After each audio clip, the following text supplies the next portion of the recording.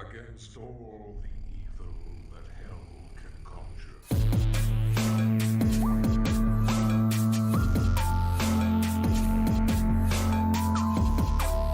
Casting of pots. Alrighty.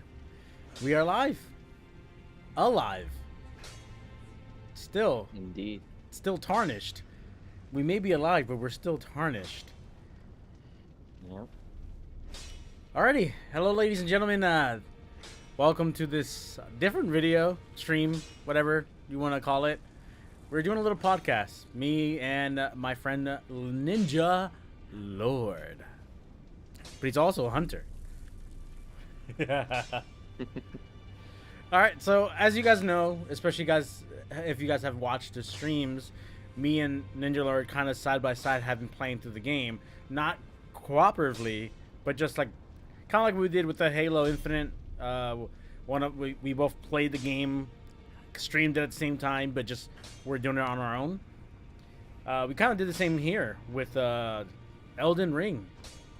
Great game, by the way. Really enjoyed it. And I've played some of the... I haven't played all the Dark Souls games. I played and beat 1. I played and died too many times in 2. Even though I heard 2 is the easiest one. But I really did love 2. And I know people, out of all 3 Dark Souls, 2 apparently wasn't the best one. Because, like, I don't know if you heard this, Ninja, but I heard some people say the only thing that Dark Souls 2 gave us was, you know, the whole, like, dual wielding better. I don't know if you ever heard, like, the dual wielding stance. Yeah. Stuff. Like, that's all that's good that came out of that game. I'm like, damn, I kind of like that game. Yeah, that's crazy. And then Dark Souls 3, I also picked it up. Also didn't beat it. One day I'll have to go back and beat those games, and I will. But today we're actually talking about Elden Ring. This has been the funnest, the most interesting and entertaining of the Souls-like games from software. Honestly, like, just initial thoughts, like, overall, the game structure's been really good, allowing you to basically play the game as you want to. I don't feel like any build is not viable in this game. How do you feel about the overall, like, game? Overall game, I feel like it falls in a comfortable spot between, like, my absolute love of Dark Souls 3, as many people have, and then my more unique love towards, like, Sekiro, for example. And it kind of mixes the best of both those games with, like, a more gritty theme similar to Bloodborne. Yeah. And, you know, I think it balances all 3 of those aspects, like, really good, where this game makes, like, the more welcoming of the bunch for new players, but then it's also not, like, holding your hand to get through it. Yeah, I mean, speaking about holding your hand, it can help you. The game can help you, giving you those summons, and also the summons that you can summon, or the summons like the AI, the NPCs that can help you out.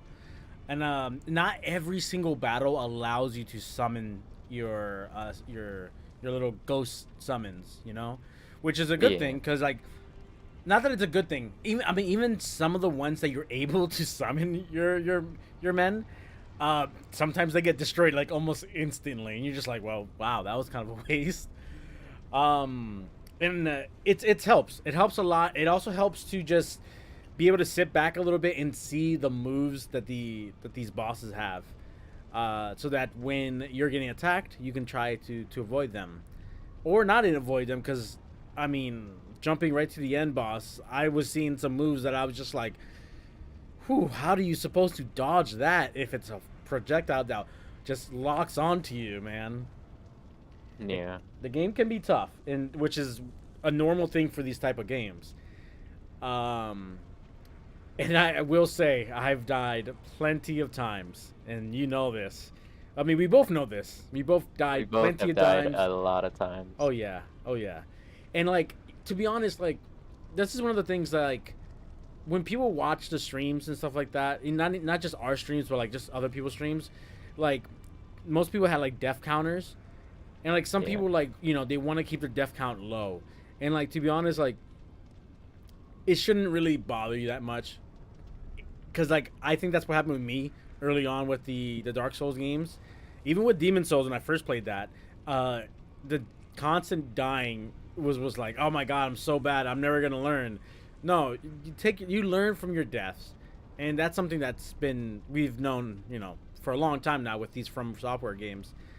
But I think one of the unique things is this game allows you the freedom of playing it how you choose. And like I even told you the one time I heard that someone beat the game with just using just crafting alone, not even having a proper build. They just put on some armor and use crafting items to beat the game. So if someone can do that, you can totally beat the game with whatever weapon you find. Hell, I beat the final boss not using the weapon that I was using for like half the game. I beat the boss with a completely different weapon, one that you can get pretty early on too, which is pretty funny, the flail. And that, I mean, what weapon did you use to beat the final boss?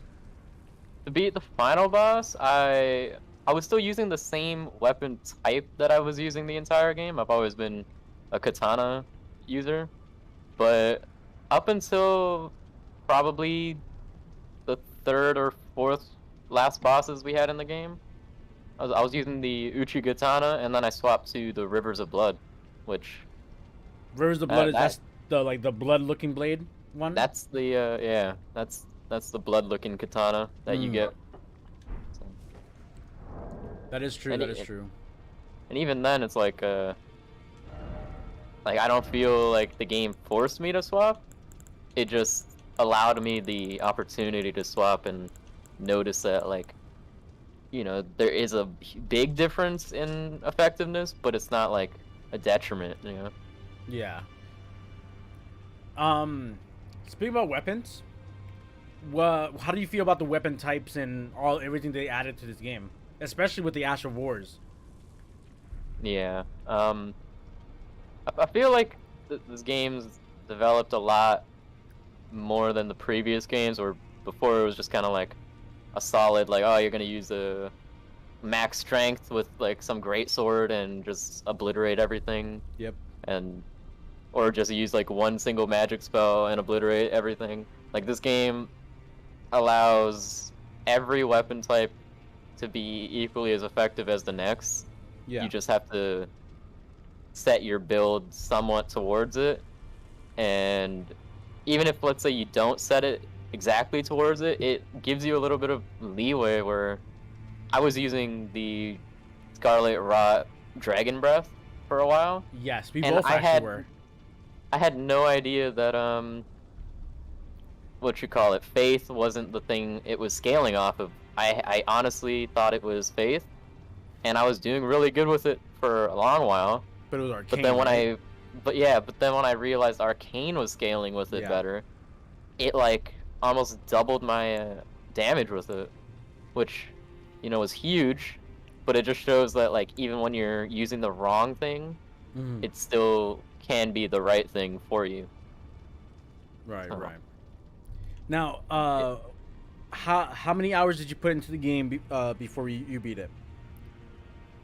Before I beat this game, I had just about 198.6 hours. Yeah, I remember you saying you're very close to hitting the 200-hour mark. Yeah. And now I know you were mainly exploring a lot. Yeah. I was checking every nook and cranny. And to be honest, that's one of the things about this game. Since we were playing it side by side, essentially, you were on PC and I'm on Xbox, so we can't actually help each other like in game. But one of the best things is we weren't looking up nothing for this game, but we were both helping each other out, figuring things out. You would find an item here that I could use, and I was like, where is it at? I gotta go there and get it, you know? And vice versa, where I would find something, or maybe like a mission or something, and we would just, oh, look, let's work together doing this, you know? Which was really nice. And I feel like this would be one of those games that if you played by yourself with no help at all, it would be tough, because you would be lost a good amount of the time. Yeah. I mean, I will say this much. I'll give this game the credit for giving you the you know how the graces kind of like show you a path of where to go, even though sometimes they are confusing. But if I noticed early on, if you stick to the main roads essentially take you to where the main bosses are gonna be. Yeah, that is true. They took you to the main bosses, and almost always towards where the map fragments would have been, so Yeah. you could actually see the entire area instead of living in darkness the Yeah, whole time. yeah. So overall, you wouldn't have been lost completely.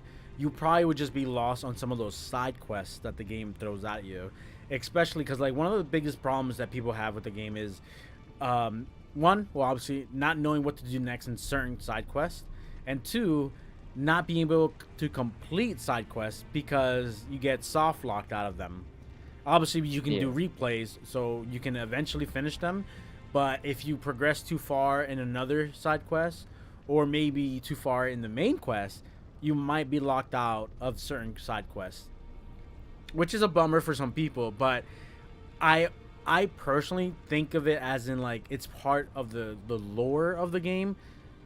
So if you do something with one side quest which changes an outcome later down, you know, especially because there's like apparently a couple of from what Salty told me was 6 different endings. We only saw 2, the one that I got and then the one that you got.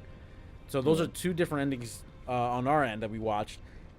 So I don't know exactly how many endings there is, but I'm definitely interested in seeing what else is in store for the endings, and like what could be, you know, what did they come up with for the endings.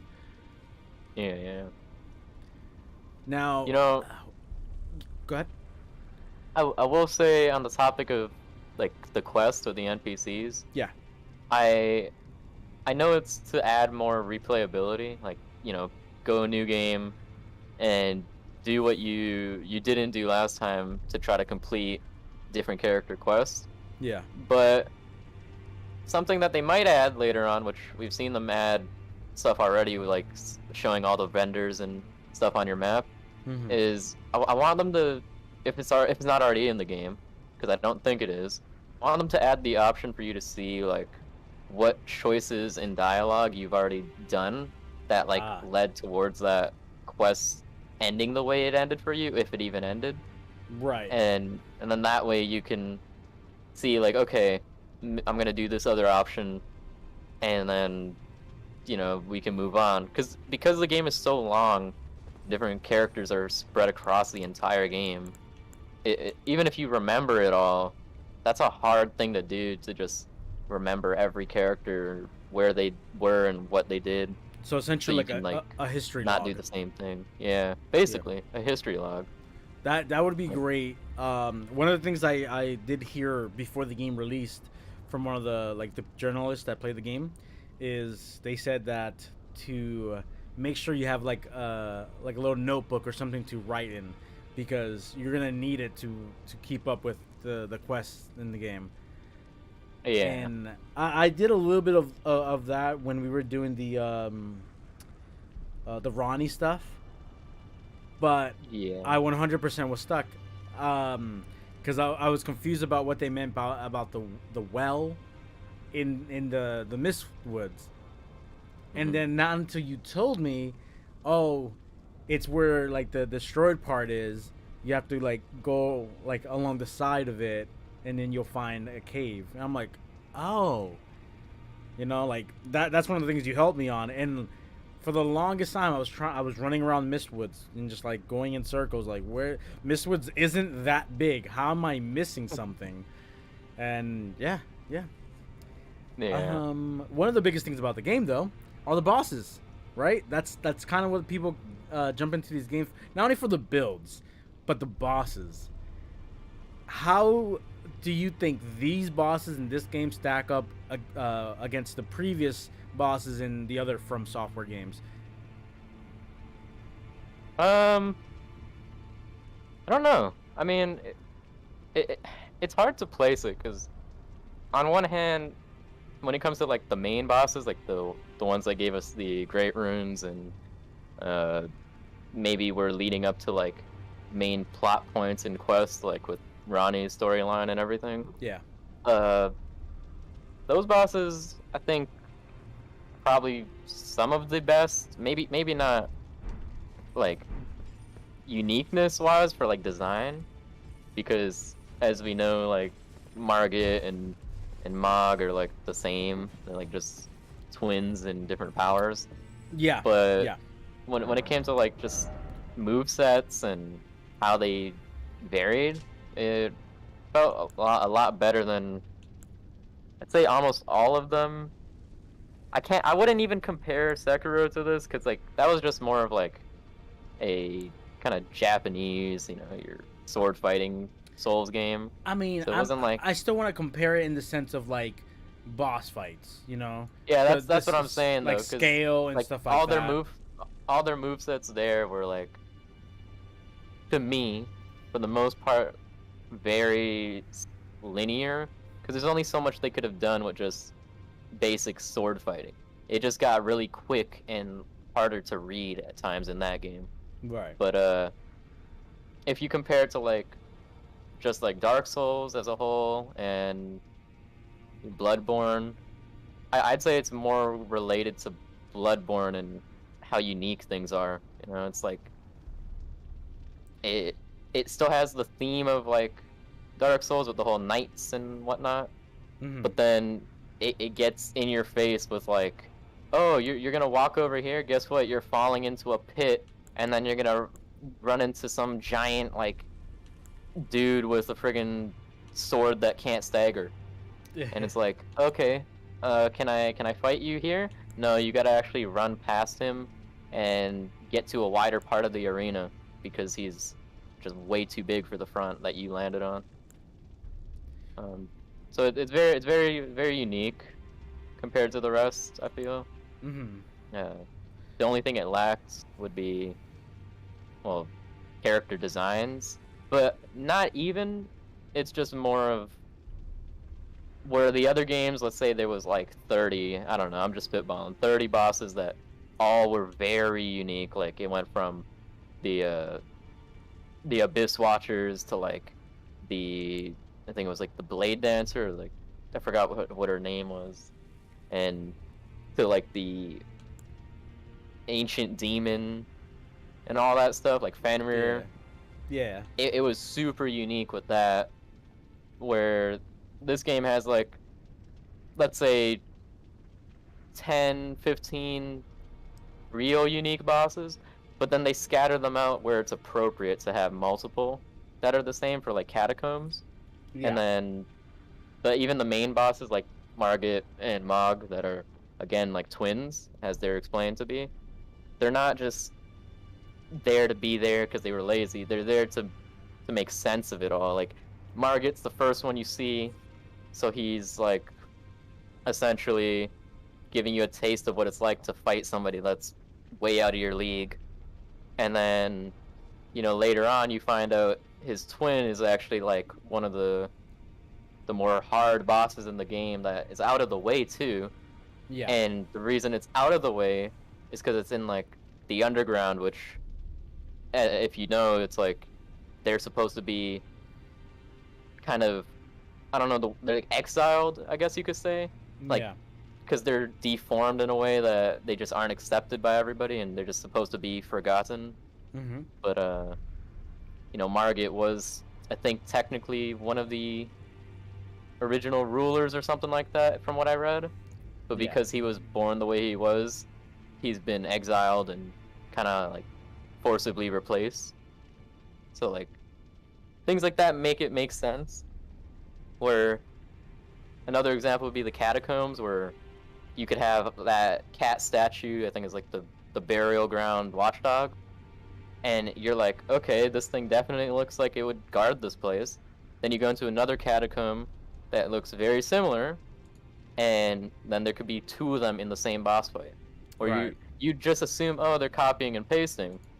But at the same time, they're not, because it's a bigger catacomb, so it makes sense why there's two guarding it. And then it's still a catacomb, where that's their purpose, to guard the catacombs. So to see it, you kind of already expected it, and then when you see something different, it's not something you expected, but it still might fall in line with an idea of something new to look forward to. Yeah, I feel that. I feel that for sure. Honestly, when it comes down to me, the bosses, I think the names were just confusing, especially when you got to like Godric, Godfrey. Like I was just like, wait, is this the same guy? It looks the same, but different name. It was so confusing, honestly, to the point where, on top of us just calling them the Godsons because they're just like all of one big family. Yeah.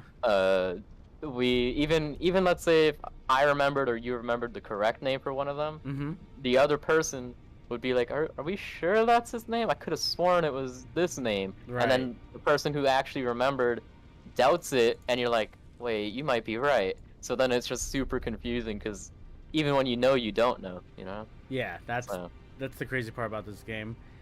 The names are very confusing. Like, how do you feel about the story of the game? And at least, what do you understand of the story? Because I will say I was definitely lost at times. Yeah, definitely. I was lost at times, even with me trying to read everything I could. But as the game progressed, and I was able to, like, luckily remember things. That's another thing. You have to remember what you heard before. Yeah. And if you don't remember, it's just gonna stay confusing. But because I remembered stuff, I feel like as the game progressed, I was able to piece together larger parts of the story that were like blanks in between previous boss fights. Like, best example was Star Scourge Radahn and Melania. Yeah. Where we already knew how she looked, technically speaking, from the cutscene when we entered the fight, and we know that she caused the Scarlet Rot of Caelid. She basically turned Radahn into a rot zombie, and you know, it was a draw, so none of them actually lost. But we didn't know what fully happened to her. Like, okay, it's a draw. Where's her corpse? Like, where's she at? Because like, she's not here recovering anywhere nearby. She has soldiers here, and you know, we beat him, but it's like, okay, what happened to her? Like, what's her whole ordeal? But then later on, the big blank that was like filled in with it is we find out that one of her soldiers managed to take her all the way from there to like the far reaches of the land back to where she came from. Yeah. And then she's been apparently, I think it was resting to recover this entire time until we showed up, and only then she was pretty much recovered. And then in that same situation where we find her, we are introduced to basically what the hell she actually did that weakened her when fighting Radahn. We found her true form, and we saw like what she did to him with that big like ominous flower-like attack that we see in the cutscene. It was very beautiful, but trust me, it kills. Yeah. So it's like that blank was filled, and then even that minor blank of like, okay, we know she was dragged along by a soldier. Who is that? Like, what makes them so special that they could do this? We find in the same area, because it's the person who dragged them over, a summon, and not just any summon, a legendary summon that is described to be the exact character that you know, dragged her all the way up there, and that's why it's like immortalized as a legendary summon. I think Clean Rot Knight Finley. It even says here, one of the few survivors of the Battle of Aeonia, carried a slumbering demigod, Melania, all the way back to the Halig Tree. and manage the feat alone, fending off all manner of foes along the way. So like that just shows the scale of like even the story when it comes to summons Yeah. ain't something to sleep on. Like they're not just there to be like random name of a knight and that's it, you know. Yep. They yep. all have a build up, so I definitely think the story is very good at leaving you lost, but it gives you enough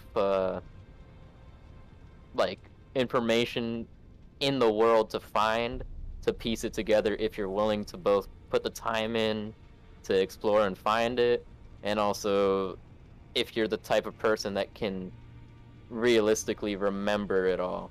Even if you don't remember it all, just exploring enough, you'll get a big picture of it, but it definitely punishes those who can't remember, which Right. in that regard is kind of bad, but it's probably to be expected with a game as massive as this game is. And massive it is, dude, because that map, when I remember when I first started playing, and all you see is Limegrave at first, and then I got teleported all the way into Kaled, and I was like, what am I doing over here? I was like, holy hell! I think what did it teleport? Oh, to the Ensnared in a transporter's trap towards the Celia's crystal tunnel. That's where it took me to. yeah. And there was I'm enemies. pretty sure. There was enemies there that I could not kill early on, and it was like they were one-shotting me, and I just had to book it. And I booked it, and I remember one of the things I did, and I totally forgot. I forgot we can fast travel, but I actually do remember running through all of the rot, and just going all the way around, getting to the road, going north, and then having to go west out of there. And it was actually like, it was extremely fun doing that at low level, because like everything was scary, everything could kill you, but it was interesting to see the higher level stuff. And the funniest thing about it is, Kaled really isn't a high level area. I mean, it is higher than obviously the start, but it's not the highest. We get to the highest later, way later down in the game. But it's funny because it's like your first taste of like the true horror this game has in store, especially the vibe of Kaled, man. It's just everything's red and dreaded. Ugh. I think that's the best part about it, that on top of being just thrown into a place you had no intention of being, it's super deadly towards you at a low level, and that place design-wise is, in my opinion, probably the most intimidating place to explore when you don't know like anything that's going on. Even now at the end game, exploring it, you're like, okay, there's some giant dogs and giant birds that I do not want to mess with. Dude, yeah, oh wait, that is there's actually Scarlet true. Rot. That is actually There's Scarlet true. Rot. Let's not deal with that. Oh wait, we have to, because if we want to avoid those dogs and birds, you got to go through here. Oh, turns out there's a dragon in the Scarlet Rot. At that point, you got to pick your poison. So it's like, which one do you want to deal with? And then I think that added to the intensity, which in turn made like exploring it feel all the more like a real adventure. Like you're the hero dealing with these challenges and having to like become powerful because of it, you know. Either you grow stronger with the challenges you face, or you just fall behind and never reach your goal of like becoming Elden Lord, essentially. And some of us don't ever become Elden Lords. Some of us destroy everything.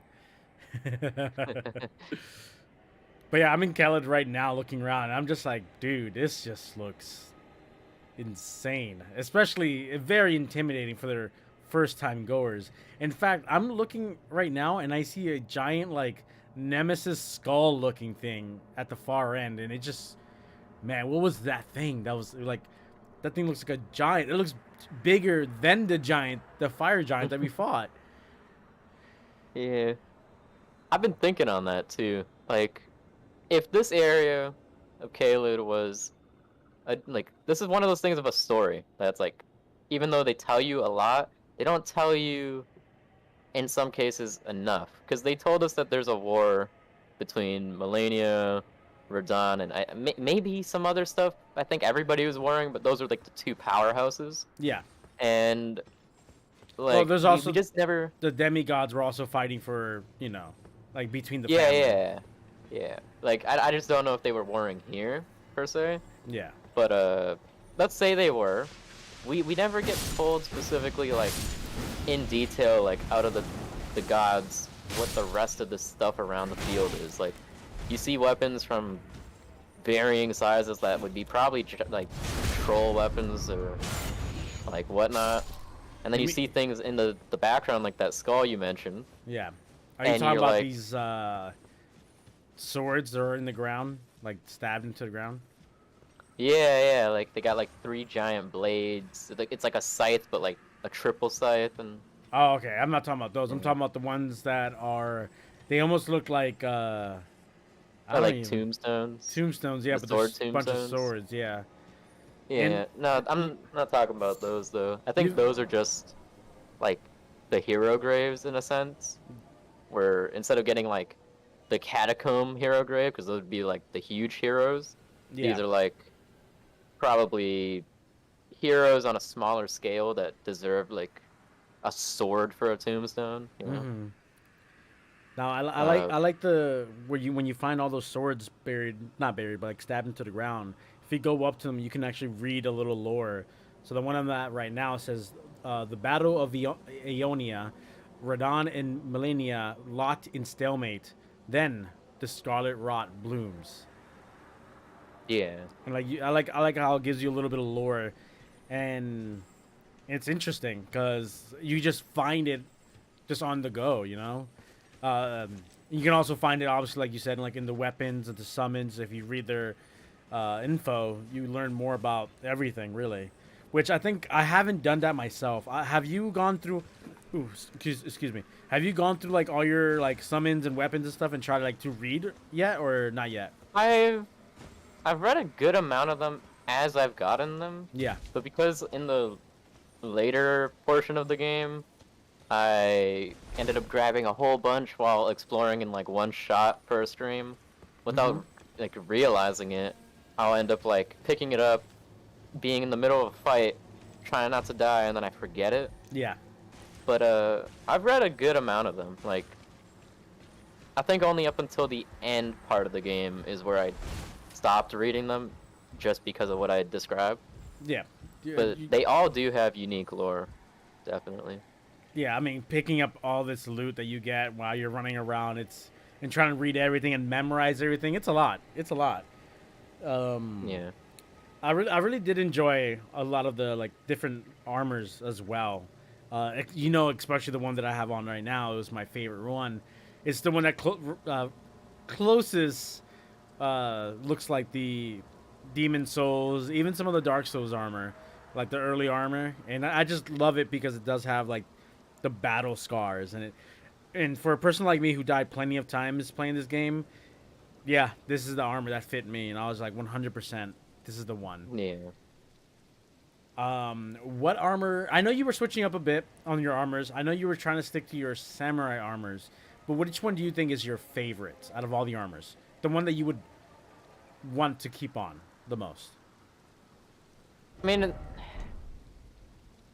it's both hard but easy for me to say. Mm-hmm. It's hard for me to say just because, as you said, I've been trying to keep the samurai armor as my theme, and that was mainly for 2 reasons. One, because well, I chose the samurai class, so even though I know that's what I chose as the class and that'll forever be it, Yeah. it's like eventually your stats distribute so much that the stats won't identify what class you were. That's like you. That's your thing, right? Mm-hmm. So to keep kind of in a way roleplay accurate, I did want to stick with that, but then like also because it looked really cool. But then later on, I finally found, really later on, this amazing Night Cavalry set that I didn't even think I could get, just Right. because it was like a boss drop and not like a farmable enemy that So the second I got it, it essentially became my favorite in the game so far. So I'd say the easy answer is the Night Cavalry set is the one I'd want to keep on. I just But, popped it on right now, and yeah, this thing looks any new badass. samurai set, I definitely will want to keep open mind to. Like, I think just before I got the Night Cavalry, I almost was set in stone on being in that mixture of like the Ronin armor and the white samurai armor that I had. right. Because that both stat wise and just appearance wise looked really cool before I got this set.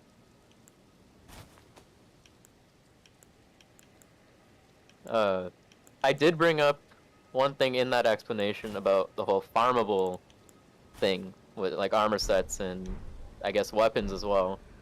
I love that this game does that, where we can just farm a specific enemy, and if you see an enemy having something, chances are you can get it. Yeah, right. But I don't know about what your opinion is on this, but for me, I really really disliked how the transparency on what's farmable and what's not was very clouded. Like as you know, with the one sword, I think it was called the Nox, yeah, the Nox flowing sword. I really wanted this sword, not because I'm gonna use it, but because I saw on my dad's playthrough that he actually had this, and it like looked really interesting. So I'm like, you know what? Let me go farm it. And I know the enemy that had the weapon, so appearance-wise, you make that assumption that you could farm it, and it'll eventually drop. I myself having like a high arcane stat, the talisman to boost drop rates, and even wearing the mimic helmet that boosts drop rates as well. Yeah. I spent like a good hour to maybe even close to 2 hours farming this enemy, only to find out that the weapon never dropped, or at least what it would seem, doesn't drop from the enemy. It drops from just this one boss fight that I found later on in that day, and then I think recently you fought as well. Yep. So it's like the fact that I could spend 2 hours roughly farming a weapon that appearance-wise would be like, okay, I could farm this, and then not get it because it's locked behind a boss drop, it's kind of rough. Like, if they're gonna do that, they should at least be more transparent to say that, or just outright change it to where if it's a weapon they have on them, it's definitely farmable, but if there's a version of it that's a boss drop, the boss drop will either have like the altered tag to it, like how some armor says like altered armor. Yep. It'll have that to show that it's different and unique, or be like the same weapon but make it a different element. Like as the best example, I have a crystal sword, and then I have a crystal or a rotten crystal sword that they're both the same. The only difference is the rotten one causes scarlet rot, as well as what it normally did with, like, I think high dexterity warriors are favored by it. So it's like those two are the same weapon, but just one does scarlet rot because it's the rotten variant, you know? Yeah. Like, make variants of weapons if they're gonna do that. But that's my take on it. What about you? I didn't really have that much problem. I was really interested in, like, I mean, I didn't switch around too many times in my weapons. Obviously, when I got something cool, I'll look at it and be like, oh, it's a great sword, never mind, don't want to use it. I mean, honestly, if it wasn't for Sim, I probably would have never used the Blasphemous sword, because I was like, oh, great sword, not going to use it. That ended up becoming the one that I like the most. I mean, I just liked its ability. I was already using flame magic, like you kind of accidentally made a pyro build because I was just kept putting faith, building up my faith, and faith also helps with fire. So I was just like, well, I mean, I already got this far with it, might as well use fire abilities, and that's what I was doing. But I mean, I don't know. I feel you on that part. Like, especially when you see an enemy have it, you would want to be able to get it yourself. So that's why a lot of people are gonna farm a specific enemy, and wasting like especially 2 hours trying to farm an enemy just to find out, well, can't get it from them because they never drop it. It is kind of disappointing. Very disappointing, actually. But Yeah. but it is also from software, and we know they don't tell us much. Like a lot of it is word of mouth. Like you said, your dad was playing and he was using it, so it's one of those things like you see your dad have it, and you're just like, okay, if he got it, he must have got it from these people because they have the weapon. Yeah. And in my turn, I feel like that is something that would have been better if clarified. But at the same time, it's from software. I have a feeling they wouldn't even care. They're just like, well, you guys can learn on your own, because that is kind of the biggest thing about these types of games is that it's learning on your own or learning from like what your friends tell you, or if you want to look it up on wiki or whatever, you learn from there. Yeah. So I mean, I understand a lot of people they don't like that. They like to be able to know in game and not have to look it up or have a friend tell them. But this is the type of games that they make, and they've been doing it for a while. So like, I don't blame them. I get it. I understand. I will say though, the amount of weapons in this game, and just the amount like out of different ashes of war that they give you, that allows you to kind of alter your gameplay, is amazing. I mean, you played one way, I played a complete different way. I watch other people play, and they had also completely different gameplays. I also have two other characters besides my main character that all play differently, because I wanted to try different styles to see how actually different the styles are, and they truly are unique. And it's a lot of fun. Sure, like some weapons can also use the same Ash of War as another one, but it doesn't mean it's all copy paste, because a lot of weapons, obviously the stats are different. Some weapons can be OP.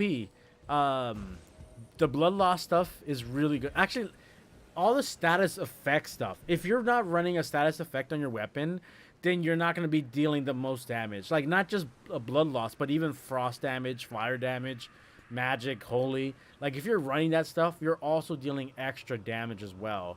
I mean, obviously, if it's like, if you have a fire sword and you're fighting enemies that are resistant to fire, well, then that's a rip. You're not going to be dealing that much damage. But, like, mostly everything in this game takes damage from blood loss. Even things that you don't think would have blood, like ghost enemies.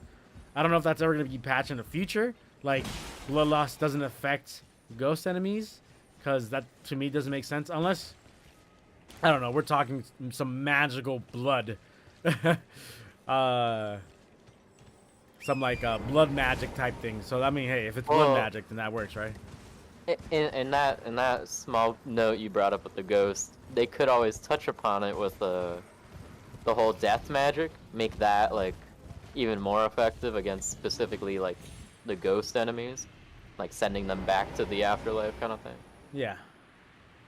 Either that, or like make more of a clear like distinction for holy versus death magic, Honestly, I wish the game would tell us what some enemies were weak to. I mean, it is another thing that we gotta like find out our own. But it's just like sometimes I'm just like, what hurts this guy?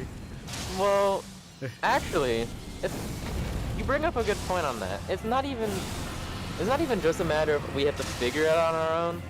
They have this weird thing I've noticed with different merchants selling notes, and the notes will be like either anything from this is where you go for your wondrous physics class Yeah.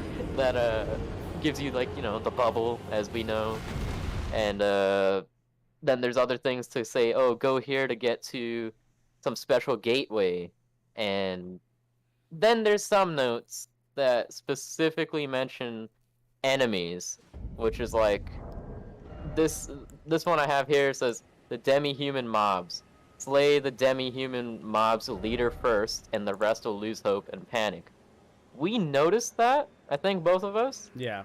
but it's like even though that's not necessarily a weakness, they do tell you things for specific enemies, but then other enemies there's nothing. And it's like, what makes them pick and choose which enemies are going to give us notes on when a demi-human, for example, is like probably one of the weakest enemies you'll face in the entire game, Yeah. where it'd probably be more helpful to know a note about the stone people inside of the tunnels. You know, like knowing that, hey, how the hell do I kill these rock people that take like no damage? Yep. You know. Oh, you gotta hit the crystal warriors like 8 times, and then they'll shatter, and then you do damage. Like stuff like that would just be nice. I mean, yeah, that's probably more easy to figure out as you try it. Yeah. But it's like if you're gonna choose a note to make, why make it on something like the demi-human? Right. Especially when they do have notes that do tell weaknesses in a way. At least I consider this a weakness, which is the land squirts, those things that shoot poison mist around the place. Yeah. It literally has a note saying they will rupture when exposed to poison that like it ain't their own. So it's like that's essentially their weakness. You hit them with the poison thing, they go crazy, blow up, and then their poison causes the nearby ones to go crazy and blow up. So it's like that's literally a weakness right there for something that, you know, literally you just run past, it doesn't do anything to you. But it's a weakness. So Yeah. what makes them pick and choose? I don't know. I feel I like guess. I mean, You gotta give us more notes. I mean, I get it. It's always about, oh, let the player learn, you know, kind of thing. But I agree Yeah. with you. That kind of does suck.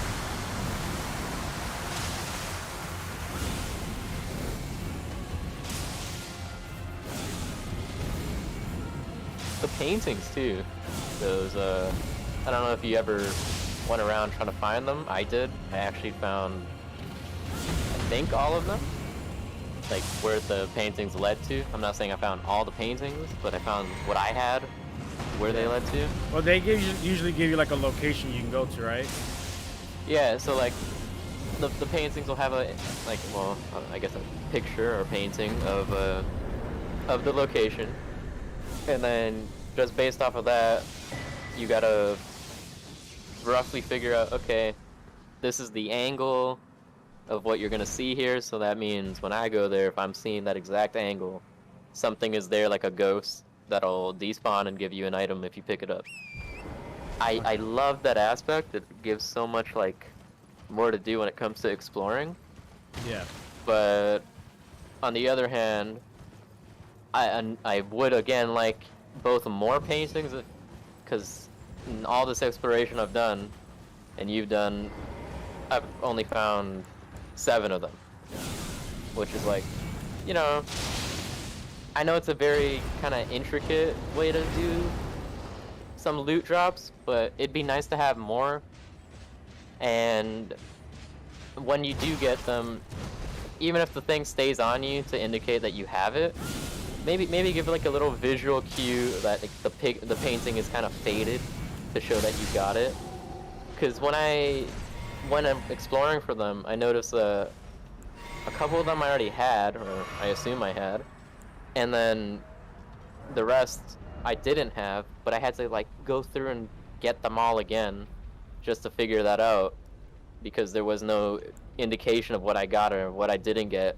Because who's to say you have a painting, walk over the place by accident, just think there's a random item there for you because you don't see the ghost despawn, and then you pick it up and it's like, oh wait, that was the painting item, you know? Yeah. So that's a little thing. Yeah, I mean, I will say I did enjoy the paintings because they showed like a special area you can find in the game, and one of the greatest things about the game is how big the map is and like how beautiful. Almost every single, I feel like every single location looked beautiful, except for whenever it was like you're in a place that has a bunch of snow and you can't see like 10 feet in front of you. You're just like, oh god, I hear something growling, but where is it? Like that's the only Right. time the game is, not that it's ugly, but it's just like it's scary because you don't know what the hell's in front of you. Is it just a low-level enemy that you can easily kill, or is it a freaking bear ready to pounce on you? Exactly.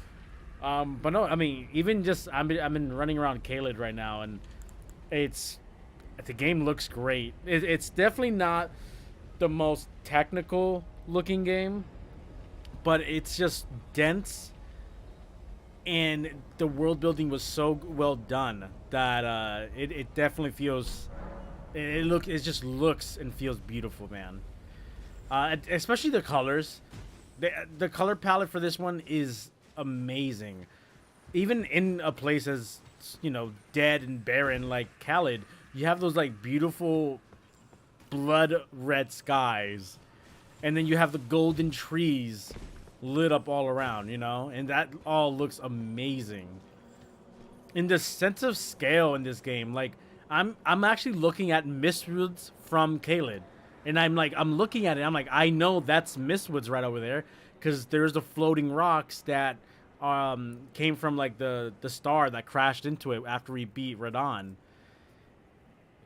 And like seeing something like this, a cause and effect type of thing in the games, like, oh, cause I defeated Radon, the stars came crashing down and left a hole inside of Mistwoods.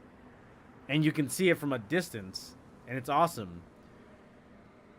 Definitely the sense of scale in this game is top tier. You know, it almost feels like, man. I mean, did you ever play Dragon's Dogma? Yeah. Like, I think the only thing we needed in this game was to be able to latch onto giant enemies and be able to attack them from holding onto them. And I would have said like, this is like the better version of Dragon's Dogma. Dragon's Dogma and Elden Ring, completely separate games. They're both are fantasy games. They're both are adventure games, and they're tough. But I don't want to compare the two. Obviously, they came out years apart. But this game makes me want another Dragon's Dogma as well, because that game was a Capcom game where they used their oh my god, I forgot the engine they were using back then. It wasn't the RE engine, because that's what they're using now, but it was something different that they used. I think it was like the MT framework, I think it was called. Oh god. You saying that actually kind of somewhat jogged my memory, but at the same time it's like I also don't remember. God damn. Yeah. But I know what you're talking about though, yeah. But yeah, I mean, it's an old game. It looked amazing. I wish we got another one of those, but we got Elden Ring, which is, I mean, we got dragons in this game. We got all different types of beasts. We got fingers. We got, if people like fingers, they got fingers in this game. You got a hand fetish. So, you know. Actually, speaking about the fingers, oh shit, I just messed up in the game. Speaking about giants, I just had a giant spawn.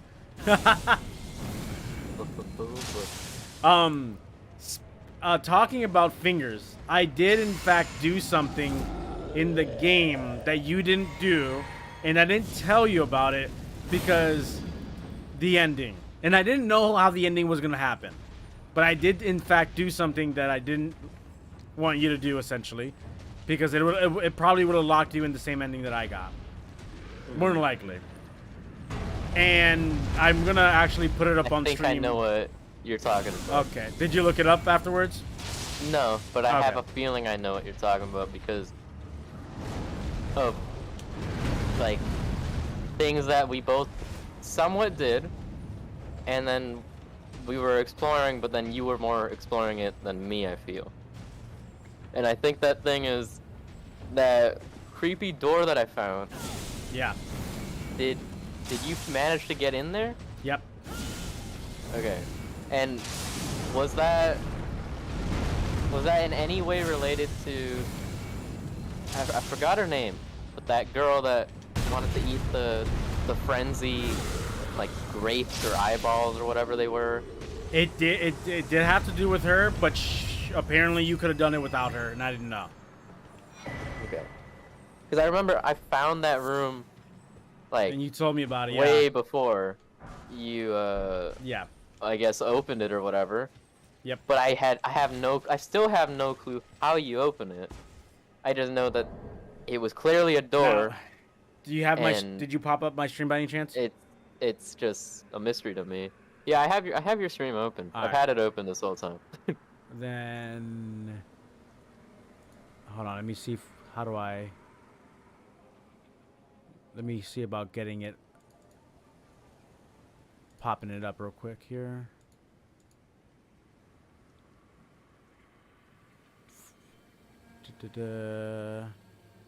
Trying to find out why it's not popping up. Okay, it's not working. We'll just do it a different way. Let me just add a new source. Where is media source? Yes.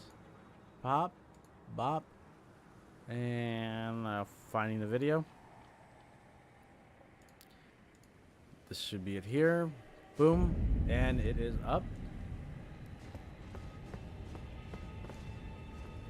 Alright, so it's running right now.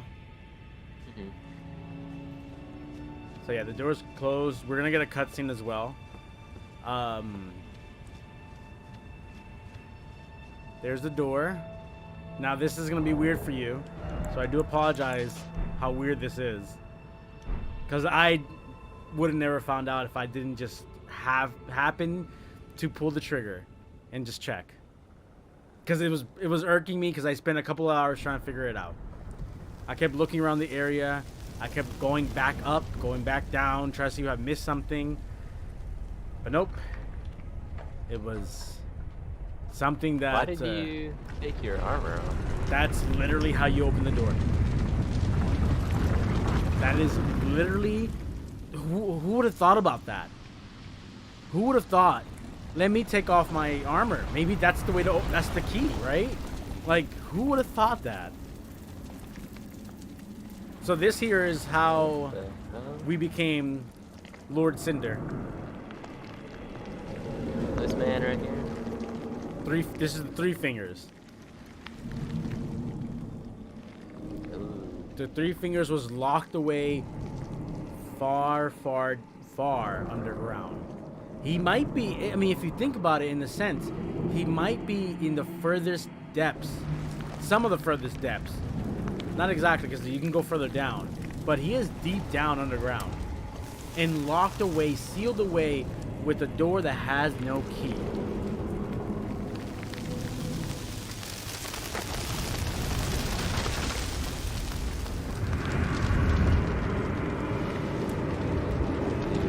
I'm so quiet because I'm looking at your cutscene.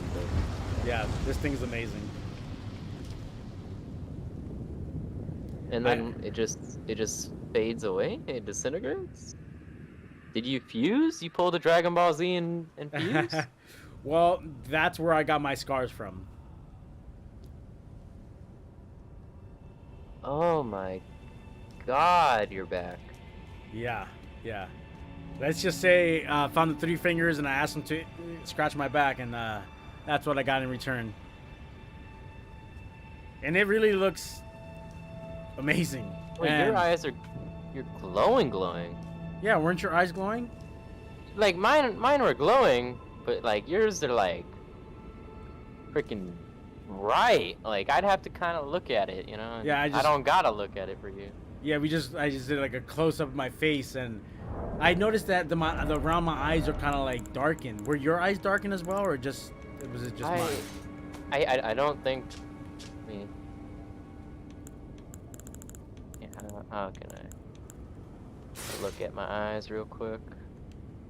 Doesn't seem like it. It just looks like it's got like a bright eye. So I wonder if it's because I've been using the frenzy magic. I don't know. Cause like yeah, I wonder if it has something to do with you getting grabbed by the three finger. Well, my eyes were already like that beforehand, so that's why I didn't really talk about my eyes before. Because when I mentioned, whoa, dude, my eyes are glowing, you're like, yeah, so are mine. But I guess mine's are way potent than yours. But your eyes look more glowy now than they did before to me. Okay. That's what I'm trying to say though. Like, Where before it was like the same glowiness like mine, yours just look more glowy now. Okay, okay. I mean, honestly, they were pretty glowy before, but I don't know. I don't know if it has to do with me using these frenzy magic stuff, but I don't know. Ever since I got the frenzied burst, this thing looks amazing. Like just being able to shoot, it's almost like sniping because like the range of that is so far. I enjoy it so much. So like these frenzy things are really interesting for me. Even though I know they're not the strongest thing in the world, it's just fun, overall fun to use. And that's what I mean. That's the greatest thing about this game is like, no matter what your loadout is, generally you're using it because it's fun. And I mean, obviously, when you're fighting a boss, sometimes you switch out things because like you need things to just work better. Like early on, I know we are both swapping out our armors because we're like, okay, we need something that can take more hits, so let's swap out an armor. Yeah, like Radon, I put on that Scarlet, the Rot Knight armor or whatever. Yeah, I have to go back and see what out. I gotta go back and see what I did for that fight because I don't remember if I swapped armors or not. But I will say, man, getting one-shotted by Radon right at the start is just like, wow, okay. So this is how we're gonna play the game, huh? You know, I just realized it's kind of ironic that Radon and Melania had such a connection with their draw, because it's like the start of Melania's fight. If you didn't tell me to dodge, and since you didn't have a warning, Yeah. you gonna die immediately. Yep. Start of Radon's fight, you gonna die immediately if you don't. Without even knowing, because there's no warning off the bat. It's just boom, here's a shot to the face. Yep. So it's like it's kind of it shows that they're both like super powerhouses in their own right, which is pretty nice. You know, one thing in the game that I wish there was more of was more to do with the frenzy. Like, I know you got that, I guess, that crazy ending with that crazy 3 fingers or whatever, but in the entire game there was only ever seemed to be maybe like 2 areas where I felt like people were using frenzy. Right. And even then it was like one of those areas felt like it was mostly the rats. Like, well, the biggest thing what I think about the frenzy is that it was actually like meant to be forbidden, like frowned upon for sure.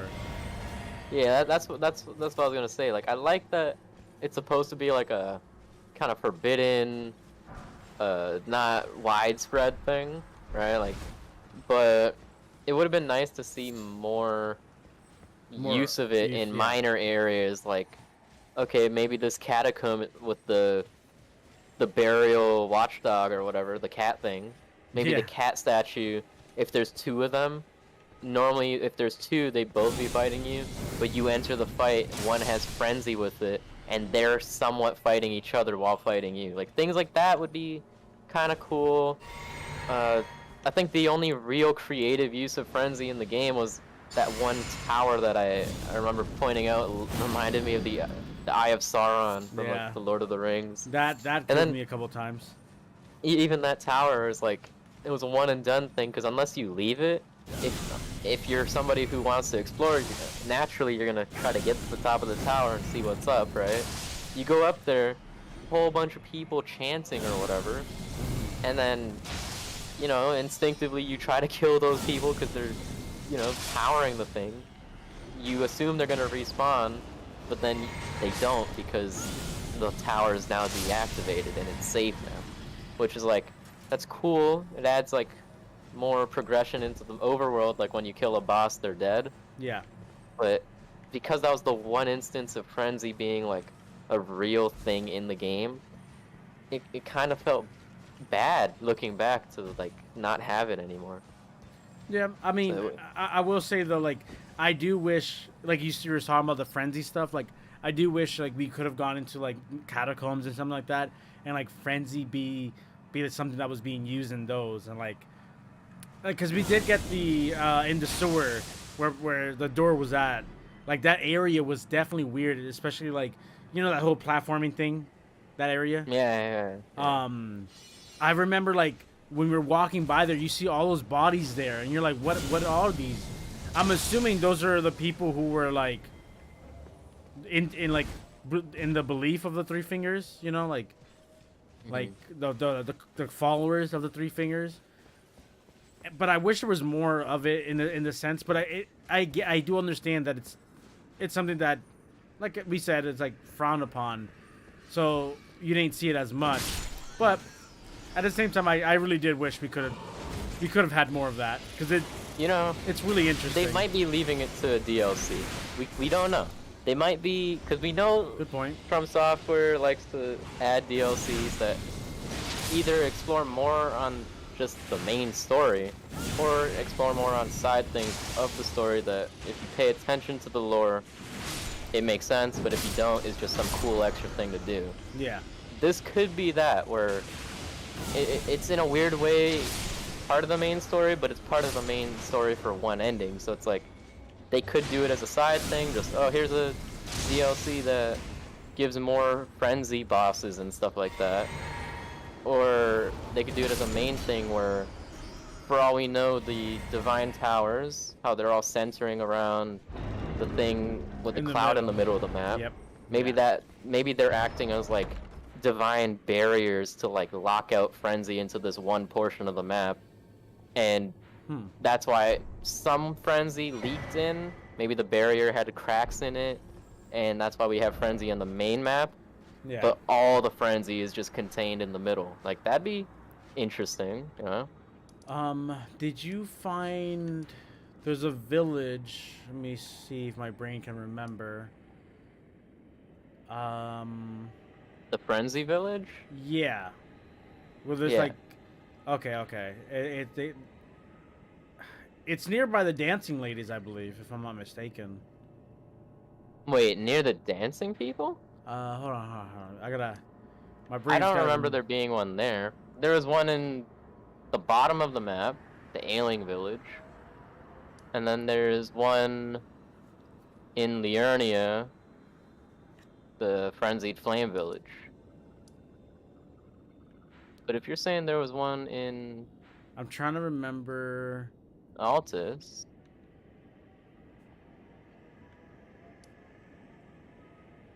I'm trying to remember where it was at. Hold on, because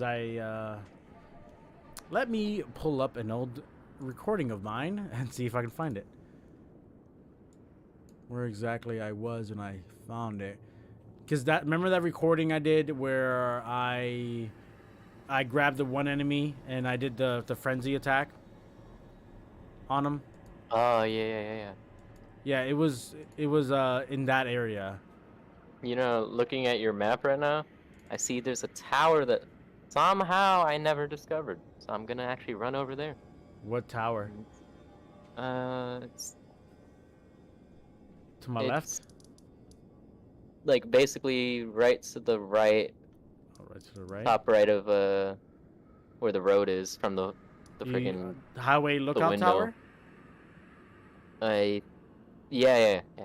Ah, okay. I somehow never went there, so even after 200 hours of me thinking I haven't found everything, or not haven't found everything, but I feel like I found almost everything, there's still slight things that your friend will find that you didn't find, you know? That's crazy. That's the crazy thing about this game, man. It's just... And it's like right in the open of the road, so it's like, how did I never get this?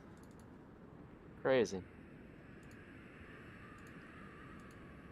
Shot at by catapults, which is just amazing that this game does that.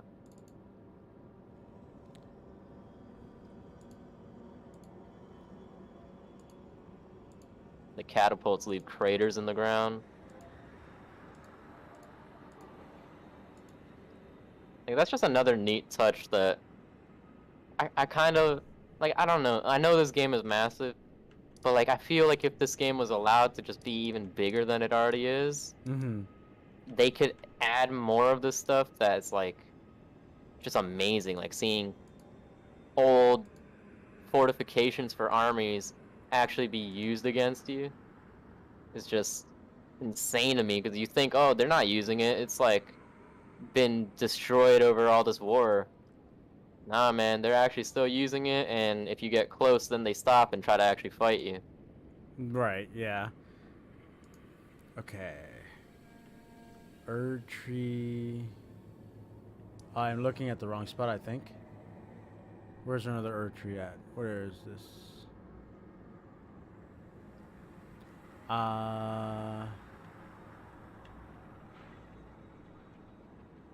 Uh-oh, we're here. There was an ash of war up here. Let's go.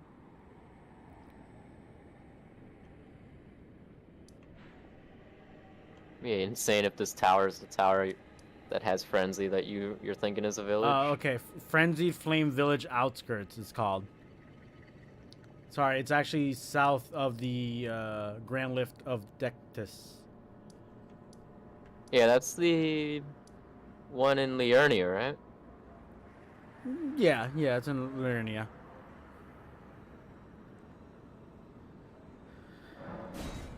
Yeah, that's where I got this flame burst. I mean, the frenzy burst. Uh-huh. Did you get that one? Where it shoots like the beam? Pretty sure. Okay. Let me...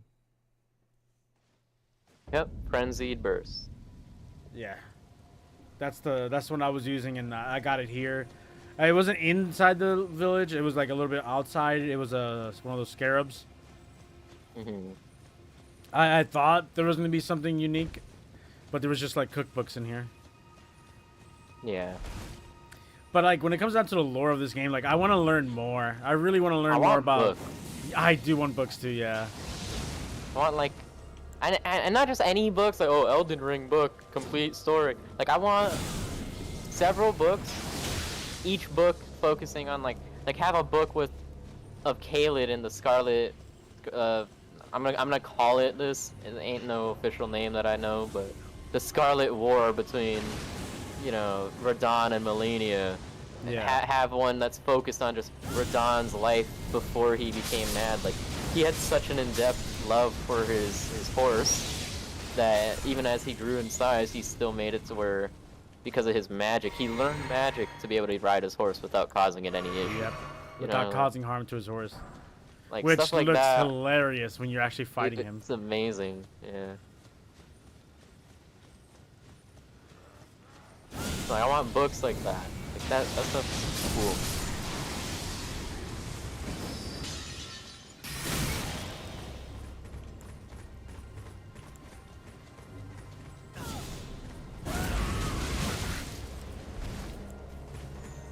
Now, another thing is the AI in this game is just so smart, and it's sometimes smarter than you'd even think, because like on top of them being positioned to, oh, they're on the right side of the wall, the second you reach this little section they're gonna jump, and if you weren't trying to be careful you'll get hit. Yeah. On top of that stuff, just seeing things like you're fighting an enemy and then all of a sudden friggin' an enemy just hears you fighting, it'll slowly try to check out what's going on, and then if it actually sees you, it's not gonna just blindly rush in. It's gonna start preparing. Like if it has buffs it can do, it's gonna start casting those, and then it's gonna push in. And even then, it'll like do the same thing a boss does, where unlike previous Souls games, bosses in this game and enemies will hold their attacks for a while before doing it, where it kind of psychs you out. You're like, okay, he's gonna attack now. Nope. He's gonna attack now. Nope. So you dodge like 5 times, wasting all your stamina, and then he finally attacks. I can't tell you the amount of times I got psyched out in this game because of stuff like that. So it's all about learning the patterns, but like I'm obviously learning the timing of when to dodge a move that's being held back for a bit, and not just instantly, trying to dodge. And that's the thing too, is like you can't just with any of these Souls-like games, you can't just spam dodge and think you're gonna dodge everything. Like, no, you got time things. Yeah. which you get better with the more you play because you roughly, I don't know if you'll figure it out. So, I mean, I could say I think that we figured it out for ourselves, but a lot of the time it comes down to just kind of muscle memory. Like, you just know, all right, I gotta kind of dodge at this point because if I don't, I'm gonna get hit. But if I dodge not like early, it's still gonna hit me even though it looks like I dodged through it. And it's a visual and muscle memory thing a lot of the time more than just knowing to dodge. Yeah. So. Speaking about dodging, getting hit, dying a lot, difficulty. One of the biggest questions people are going to ask me, at least, is what do you feel the difficulty is in this game? And honestly, they've said before with the games when the game before it launched, this game was going to be the most accessible one. And to be honest, yes, the game is hard. It is difficult.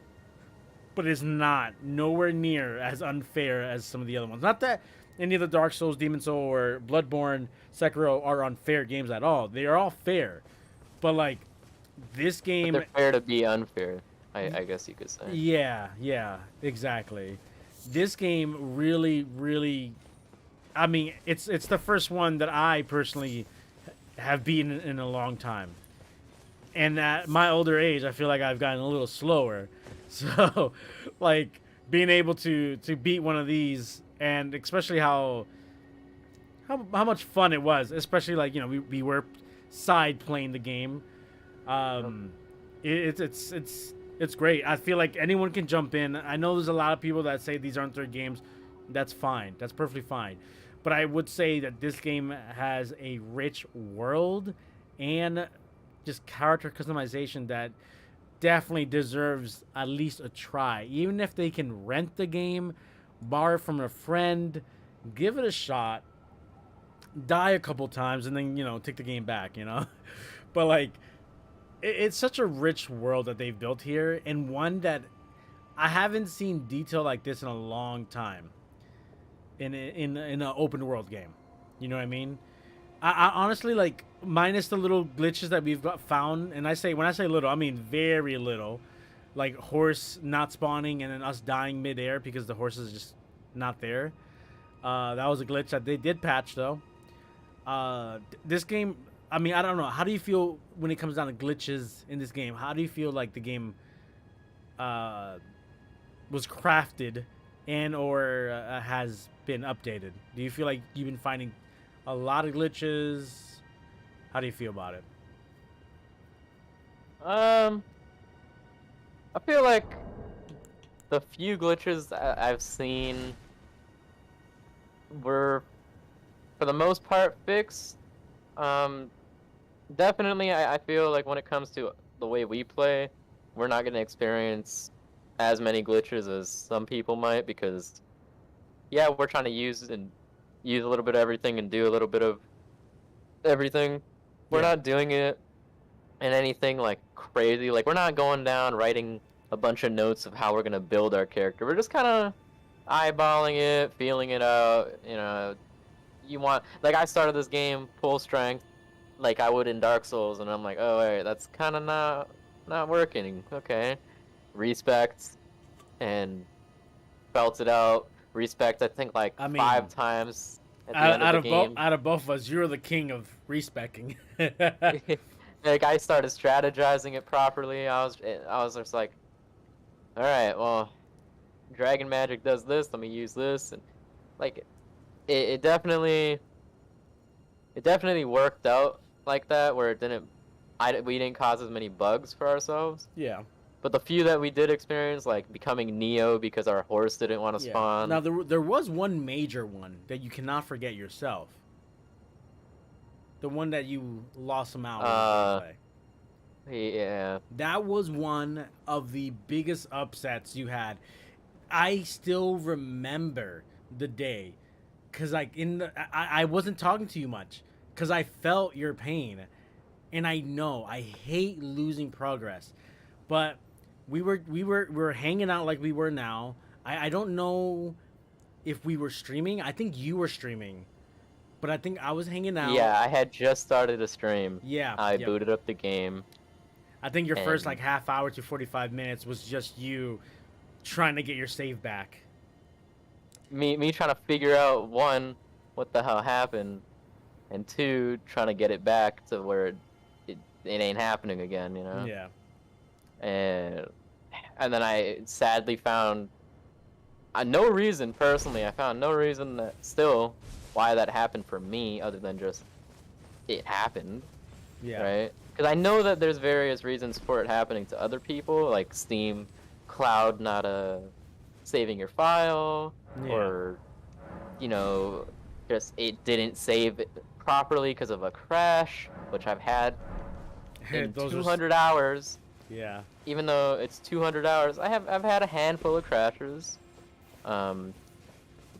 But like there was nothing like that really could have resulted at the time of like me losing time, like playtime in the game. And yeah, I spent like you said, the first half an hour trying to figure it out. Couldn't figure it out. No way to recover it, at least to my knowledge, in that half hour of looking it up. Yeah. And you know, I tried to bite my tongue and just, you know, keep Ride it going out. Yeah. and see how much I could get back based off what I remember and everything. Hell, man. Which- I like I said, I felt bad, man, because I know that feeling. It sucks, man. And Which, like, I'm glad you stuck I wouldn't with feel it. bad, man. I wouldn't have felt bad if it was like an hour or two, or if I hadn't done much at all in the game, like I've been doing. Yeah. But because it was an 11-hour stream, and even later on, because I found this out later, it didn't hurt as bad. But if I had figured this out at the time, this would have hurt more. It wasn't just the 11-hour stream that I lost. I lost that stream plus several hours of a previous stream, technically. Because when you compare the playtime in the game, instead of just being an 11-hour difference, it's like almost like, what? I'm at 179 hours in the game Mm-hmm. right now. I go to Steam, and what am I at right now? On Steam, 207.7. So it was a lot more than just a couple 11 hours. Yeah. But I got it back though in that same day, which is what kind of saved my brain. Yeah, yeah. And obviously you weren't the only one that it happened to. Plenty of people on PS4, PS5, and PC were having the issue. I'm not sure if the issue was on Xbox as well, but I know those are the ones that I've heard people having issues on, that where they were losing their progress, which, like I said, that is something that could make you go crazy. I did hear someone on PlayStation lose 30 hours of gameplay to the point where like they forgot what they were doing when they loaded up the game. They're like, wait, what? Where am I? Yeah, And like, I heard about that too. and I'm like, dude, losing 30 hours is nuts. You know, even if you're still in the Yeah. early game, that's 30 hours of exploring and like finding items that, you know, like when you're exploring, you find things that you normally wouldn't find if you're just rushing through. Because like, I've missed so many things in certain areas, and then you go through and you're like, oh, did you find this here? I'm like, wait, what? Because like sometimes rushing through something you'll miss. Because like sometimes you walk in a room and you keep walking forward because you see, oh, there's a shiny item here, and then there's a door to the left. So you exit out the left, but guess what you didn't do? You didn't look back to see if there's things on the corners when you walk in. Like there's always Yeah. something hidden that the game does. Like the item in the chandelier that you just found today. Yeah. Like you see something. Well, that's one of the instances of like you see something and you just don't know how to get to it. But that's something that when you saw it, I was like, wait, I didn't even know there was something up on top of a chandelier. Like, cause I didn't see it. I didn't look up. And I only saw it after my like what, 5th, 6th time trying to re-explore the area. Not just exploring it, re-exploring it. Right. So it's like that's insane. And I've been up there, just I was one level technically below the chandeliers. So I was even closer where it would have been easier to see it, and I still never saw it before. Yeah, that's good. A common trend in this game, missing out on things and not realizing it, and like that goes for like we were talking about earlier about the side quests is like missing out on side quests because oh you didn't know you had to do it at this time, and now you're locked out of it. Yeah, There's like I think our biggest issue with that was with Gideon, where he had a quest of dialogue saying if you find information on Melania, Mog, and I I think Rykard, Mhm. could be wrong about him, but basically three of the four gods, because Ronnie he wasn't really concerned about. Yeah. We would then be able to get an item. I don't know about you, but I think I got the item for Mog, and not because I knew about him. I just so happened to find the blood area before we fought him, went to him, and then I got an item from him. Mhm. But then, the other two we found afterwards. So it's like we couldn't talk to him, Yeah. which that was kind of rough. So speaking about characters and missions and stuff like that, what are your memorable characters? Memorable? Let's exclude bosses for the moment. Yeah, yeah. Um, I feel like, honestly, it may sound a little strange, but my most memorable characters were probably Fia, the deathbed companion. Yeah, I know you liked her a And- lot. I hated her ass. And what was her name? Milena? Our The- maiden. Our maiden that wasn't our maiden. Yeah, Our maiden. our maiden, non-maiden. Yeah, basically. Like those two, I mean, I could obviously say Ronnie, but I'm kind of considering her a boss because she is one of the gods. So it's like Well, I mean, we don't even though fight we her, never though. fought even though we never fought her, it's like she's one of the people we I don't know, could have potentially fought, Just so I'm not considering her. If we were considering her, then yeah, definitely she'd be in that list for me too. I So, mean, to be honest, out of all the NPCs, Ronnie definitely looks unique and amazing. I love that like yeah. bluish aura that comes out of her. She has now. Correct me if I'm wrong. Does she have 4 arms or does she have 2 arms and then 2 like doll arms or something like that? I think she was entirely a doll, to be honest. Oh, was she? Because she I'm- has eyes like a normal human. I'm pretty sure she was like entirely a doll, just like a really well-made one to kind of replicate and replace her own body. So wait, does that mean? Wait, that would make sense. That maybe she was that actual doll we found, and maybe that is that the body of her, what we saw, the first one we saw, that gave us the summoning bell. Maybe that was like her projection, possibly. Maybe. Yeah, because like it wouldn't be the first time we got a character projecting their body. Did you do that kind of like side-ish mission with that mage, the one that's like Selin? Yeah. yeah, her, yeah, she's like oh yeah, you told me, yeah, because then she turned into that damn ball, right? Yeah, I don't know Which what is happened weird. with that. Yeah. But yeah, where her little mission, she was projecting her body somewhere else while her actual body was chained up against a wall. Which I accidentally killed her at the time, but then I was able to revive her by absolving my sins. Of course, can't forget that you were the one going around killing everyone. Well, in my defense for her, she was literally like, I didn't know at the time. I was just like, she's just trapped here. Like, what's going on? And then I absolved my sins, explored more in the starting area, and then I actually found her in a basement of another ruin, but she wasn't locked up. So I was like, wait a minute, what's going on here? Yeah. All right. So you said your favorite character, at least NPCs, are non bosses, are what's her name? Melania? No, sorry, wrong person. Milena, I think it was. Milena. Yeah, sorry. All their names sound the same sometimes. Yeah. And Fea, right? Thea and yeah. Fea, yeah. And then her technically. The deathbed companion. I have to go with the homie, Alexander.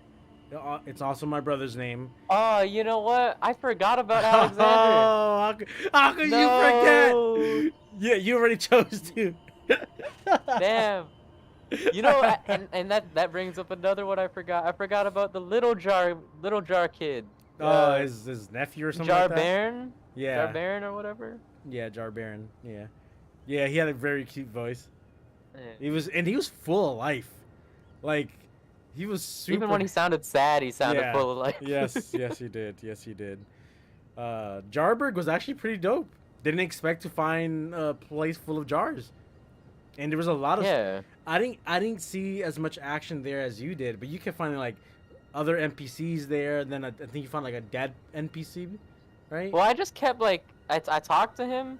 The first time I talked to him, he said something about... I think it's, like, needing a potentate, I think it was. And we couldn't be it because our hands were too rough from battling and whatnot. And I was like, what?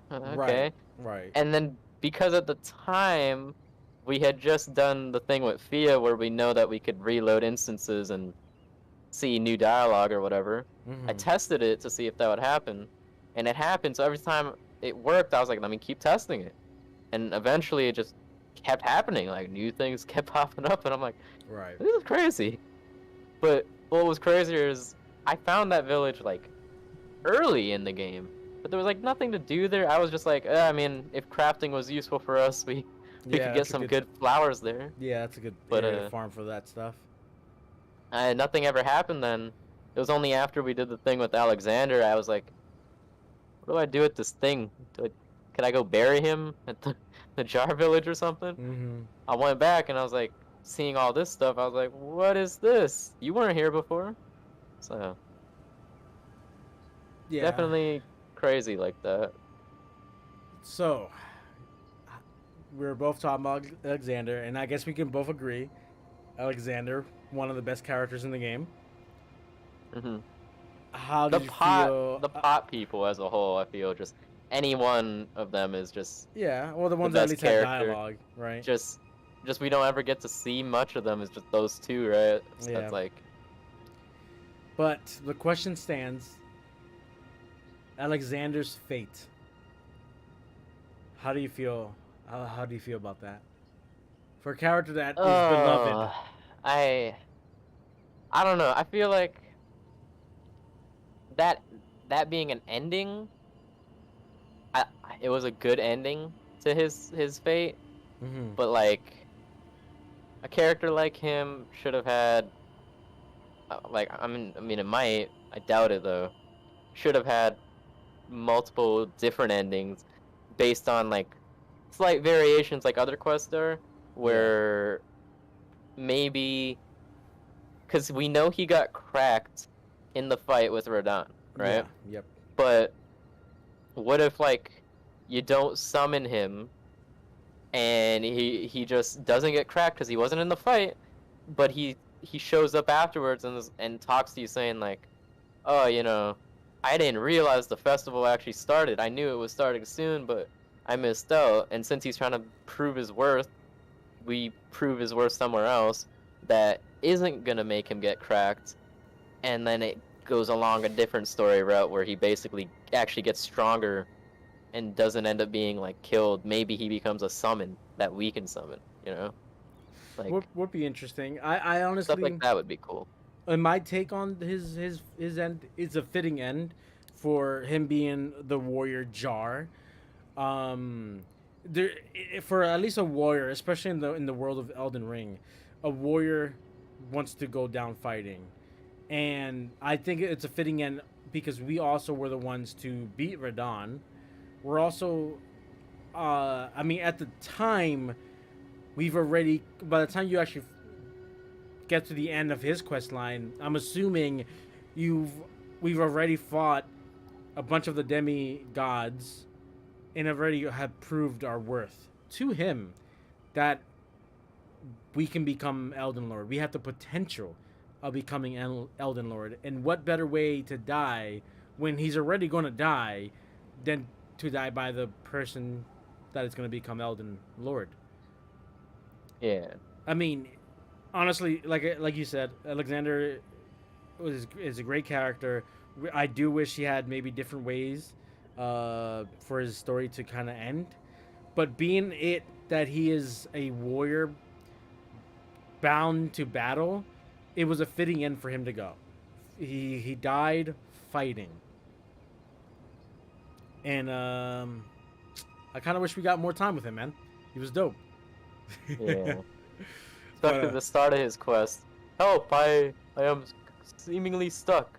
that is. Would you mind Oh my god, giving me a man. hand? Such a unique way to introduce the character, and he just tell you like just give him a big smack in his rump, you know, and the way he Yep. says it, you're just like, oh, okay.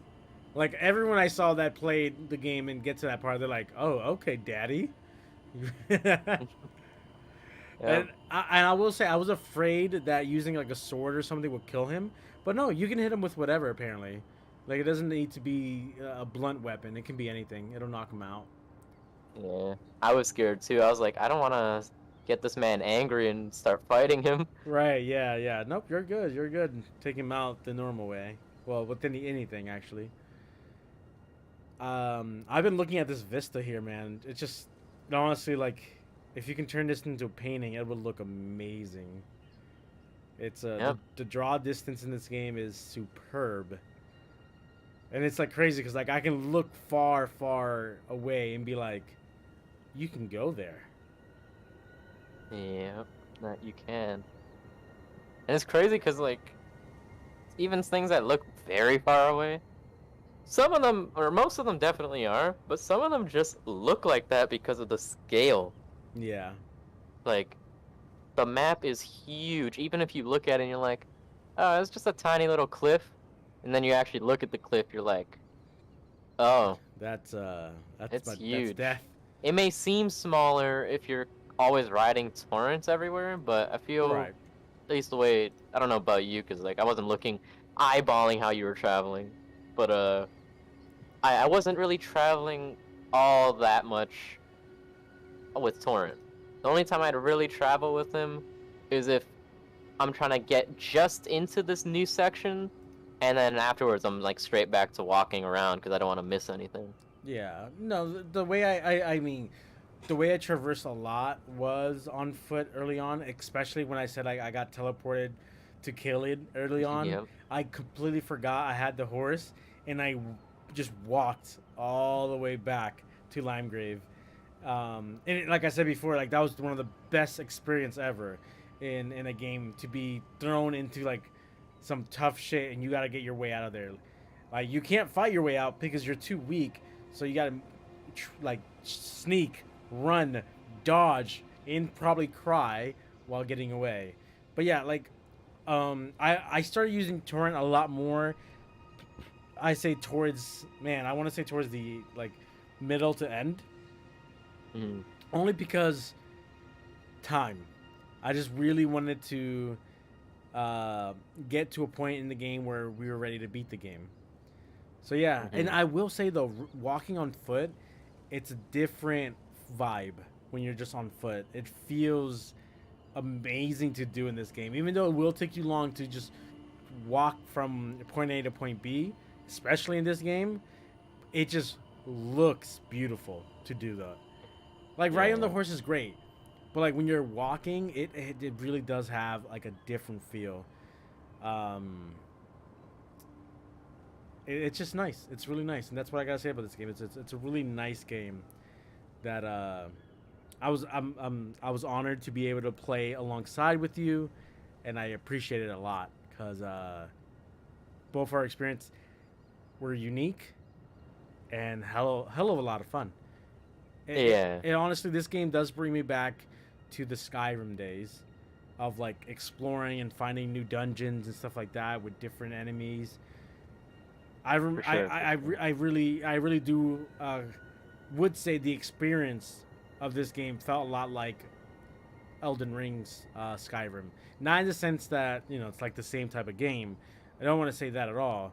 It's definitely they're completely different games, but the world exploration it felt good. I mean, It obviously, really did. obviously this game is much more advanced than Elden Ring is.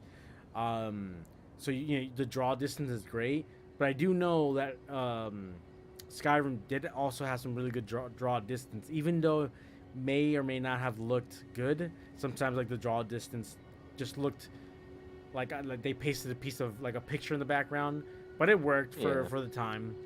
And I get that same vibe here, like when you can see something far away and you can go there and actually explore it.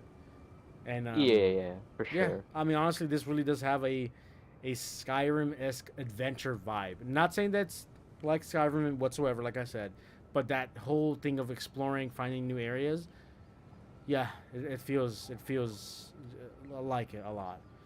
It's not like any other open world games where, like, I mean, you have your like your GTA's, I don't know, your Saints Row and stuff like that, like Cyberpunk in a sense. Your Fallout. Yeah, your Fallouts and stuff like that. But like something, I mean, like I guess in a way, because like Cyberpunk and Fallout kind of like do fit in the whole like kind of like with Skyrim a bit. The exploration. You never know what's gonna be around the corner, kind of thing. But it like, just hit different in this game. It was like the atmosphere and the scale. I think it comes down to the scale. Instead of like all those games we mentioned have really big maps. Yeah. But the scaling, I don't know, it's something about it feels different, even though they should theory be all the same. Like, yeah, they're all huge, but this game really makes you feel the size of the map, like where a tree, just a simple tree right in front of you looks like it's, what a real tree would be in front of you if it was kind of in the distance, right? Mm-hmm. Where something like Fallout, or actually, yeah, we'll go with Fallout. Fallout, you see the tree. Yes, it looks in front of you, but it really looks within like an arm's reach.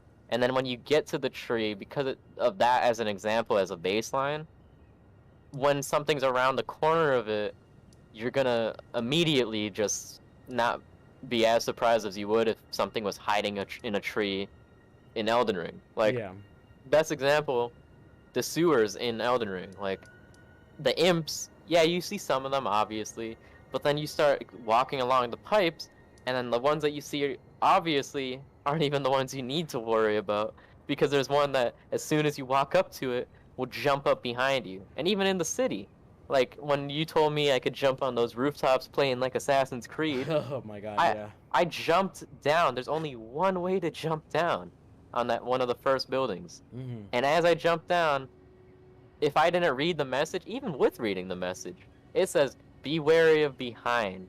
As soon as you land, that thing jumps you, and if you're not ready to dodge and be ready to counter, you're gonna get really messed up. It's stuff like that was just like, it's crazy. So, and along the side of like like the scale and stuff like that, level design. I mean, I understand it's not like we had stage 1, stage 2, but essentially we did have like Limegrave and Liurnia. That I'm gonna consider them each separate like stages. How did you feel about the overall design? Like, this is obviously something we're just talking about scope and stuff like that, but individual areas, like especially like as regions, like how they differentiated the regions and the castles, like to the minute details, to like a table and a chair and blah blah blah, like especially walking into rooms in the castles, you seeing all the bookshelves, and especially like the area where it's supposed to be magical. Oh my god, that's one of the best examples. The castle here, when you finally get into the gate, through the gate. Yeah. Like when you first go in up that lift, and like remember I was making the joke of like, oh, it feels like Hogwarts. Yeah, and because you went there before me, I didn't quite get what you meant. I mean, I saw it on your stream, and seeing it there, is one thing, but to be playing yourself and walking to it Yeah. is like a whole other thing. You're just like, holy crap, it really is Hogwarts. Yeah, So it's stuff like that, cause like you have places like this that are magical. Then you go to like Caelid, and it's like everything just it's damaged with a rot, but it still has like a unique and beautiful look to it, regardless of like what it actually entails. Then you also have like that underground blood area where it's like some of the it's like ugliest in space, but it's not in space. yeah, it's insane. Yeah, and like some of the other underground areas that do look like you look up and you see the stars, but you just witness you going underground, but you look up and you got stars in the ceiling, and it's like, what in the world?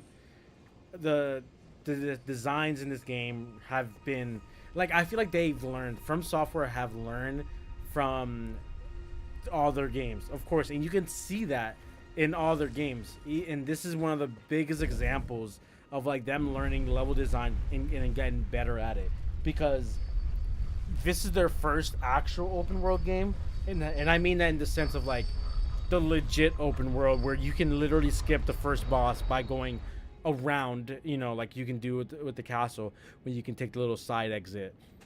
Like, this is their first official open world game, I'd say.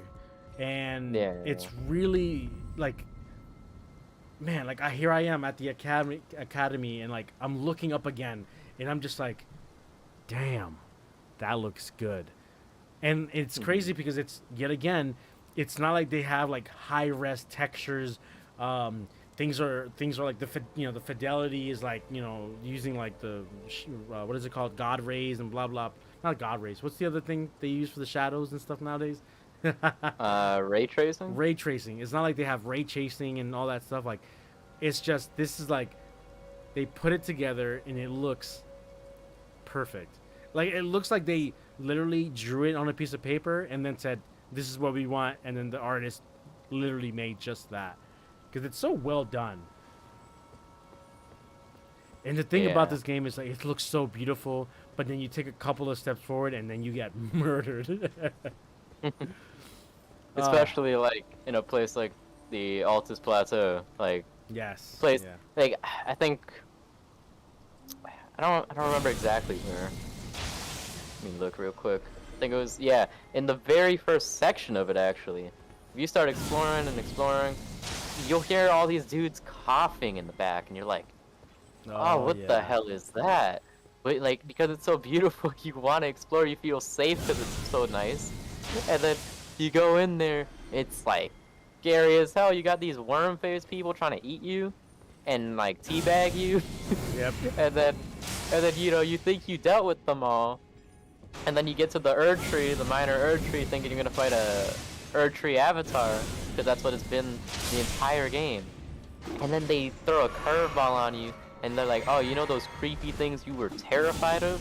Here's a super-sized one. And it's like, what? Okay. Like, I think his name was literally called Wormface. I'm pretty sure. So like, just stuff like that was just insane. With how the place looks so pretty, and you're like, you want to see more, and then you do see more, but then, as you said, you take 2 steps and you die. Death is always around the corner of these games. Yeah. And I don't know if you're looking at my stream or not, Yes, but sir, I am.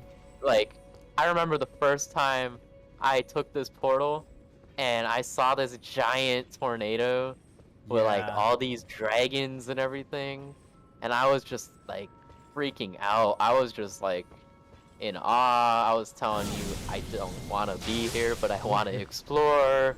And then I finally grew a pair of balls big enough to handle this place, and I jumped down and I'm slightly exploring, only to find out I can't physically get to that spot with all the castle, but I wanted to go there so badly.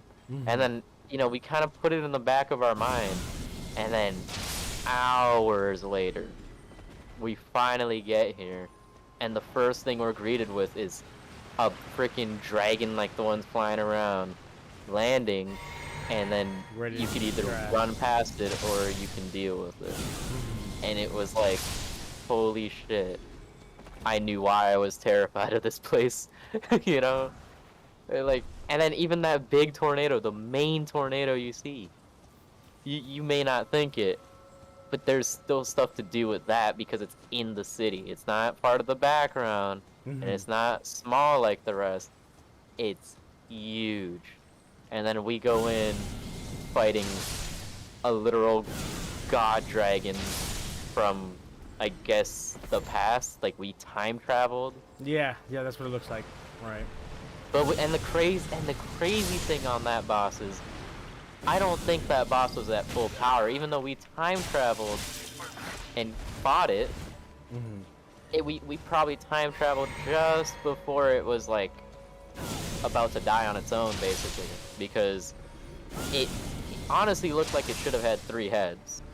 It looked like it was real beat up and like on its last legs, basically. But it still gave us like a huge challenge.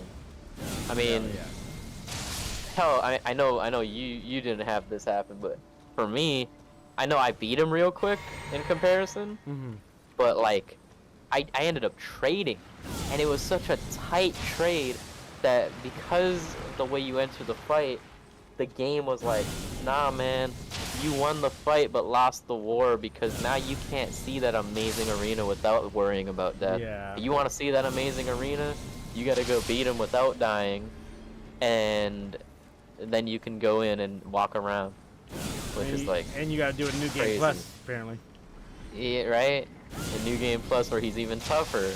So it's like, so that fight was so cool. Like, when you think that, oh, generic dragon enemy can't get any cooler, they throw a curveball at you.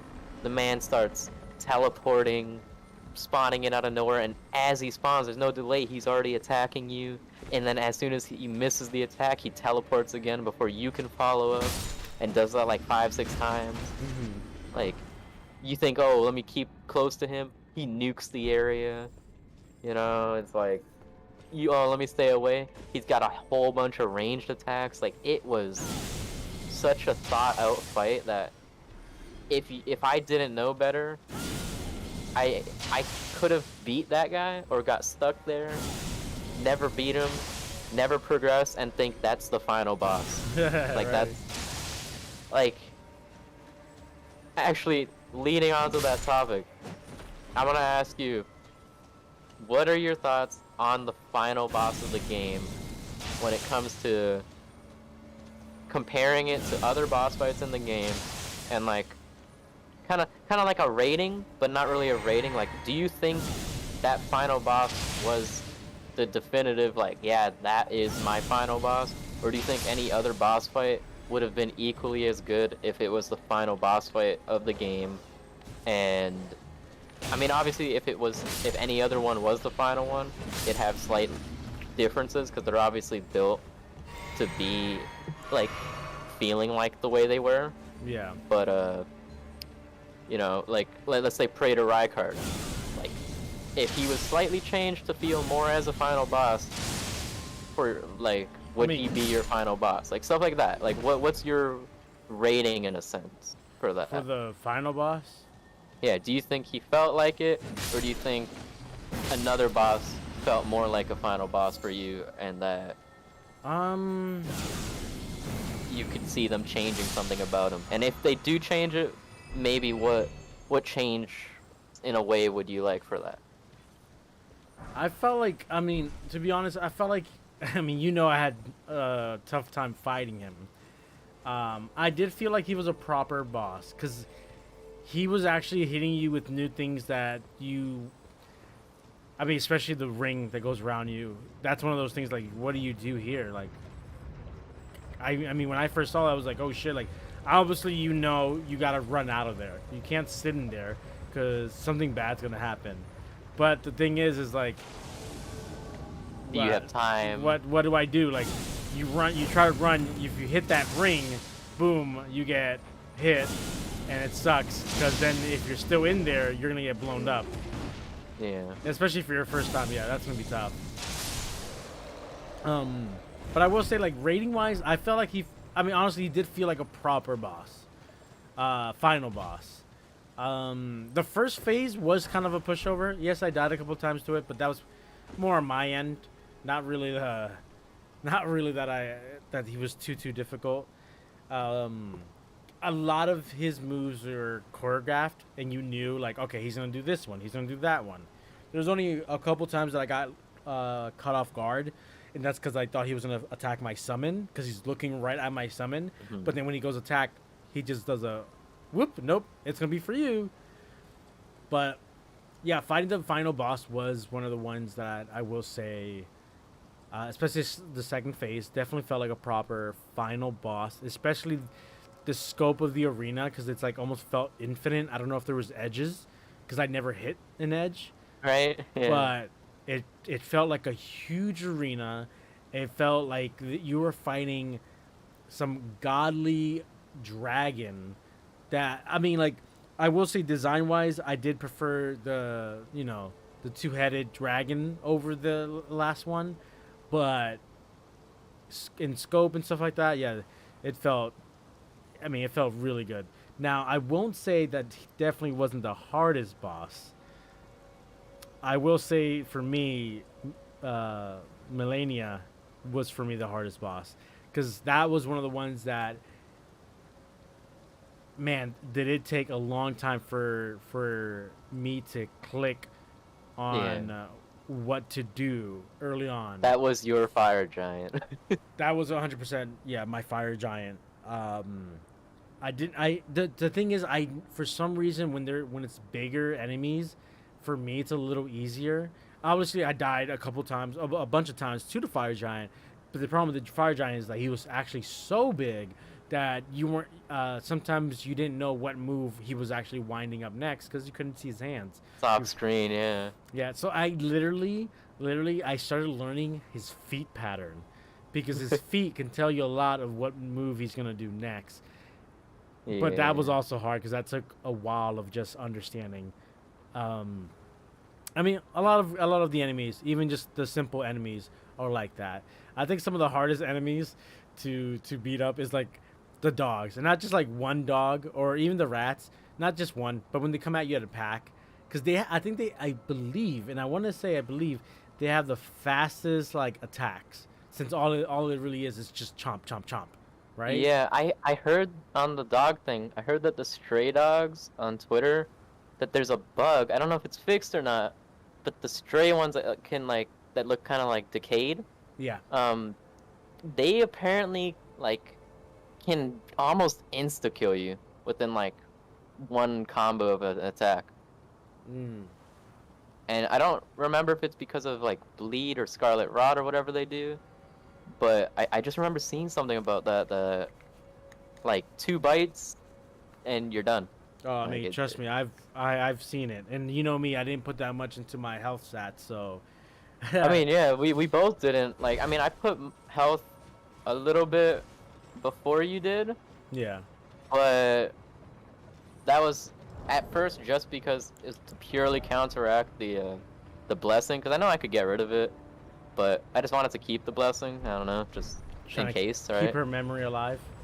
Well, just in case anything happened, like, because I don't know, you know, I never knew, so I kept it, and then on top of that, it was like, okay, we're at a part in the game where the health that we have now that I've raised translates to being about the same as it was in the beginning of the game for the type of enemies we're facing, you know, where the beginning of the game, let's say they did 50 damage and we only had 100 health, just random number.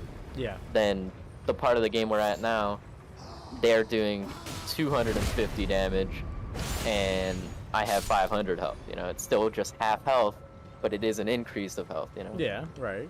So that's roughly how I tried to keep it. Obviously, that one talisman that I still use, Radagon's Sword Seal, I think, gives me like +5 vigor and a bunch of other stats. Yeah. But so like the 5 vigor raises my health more than I personally planned on.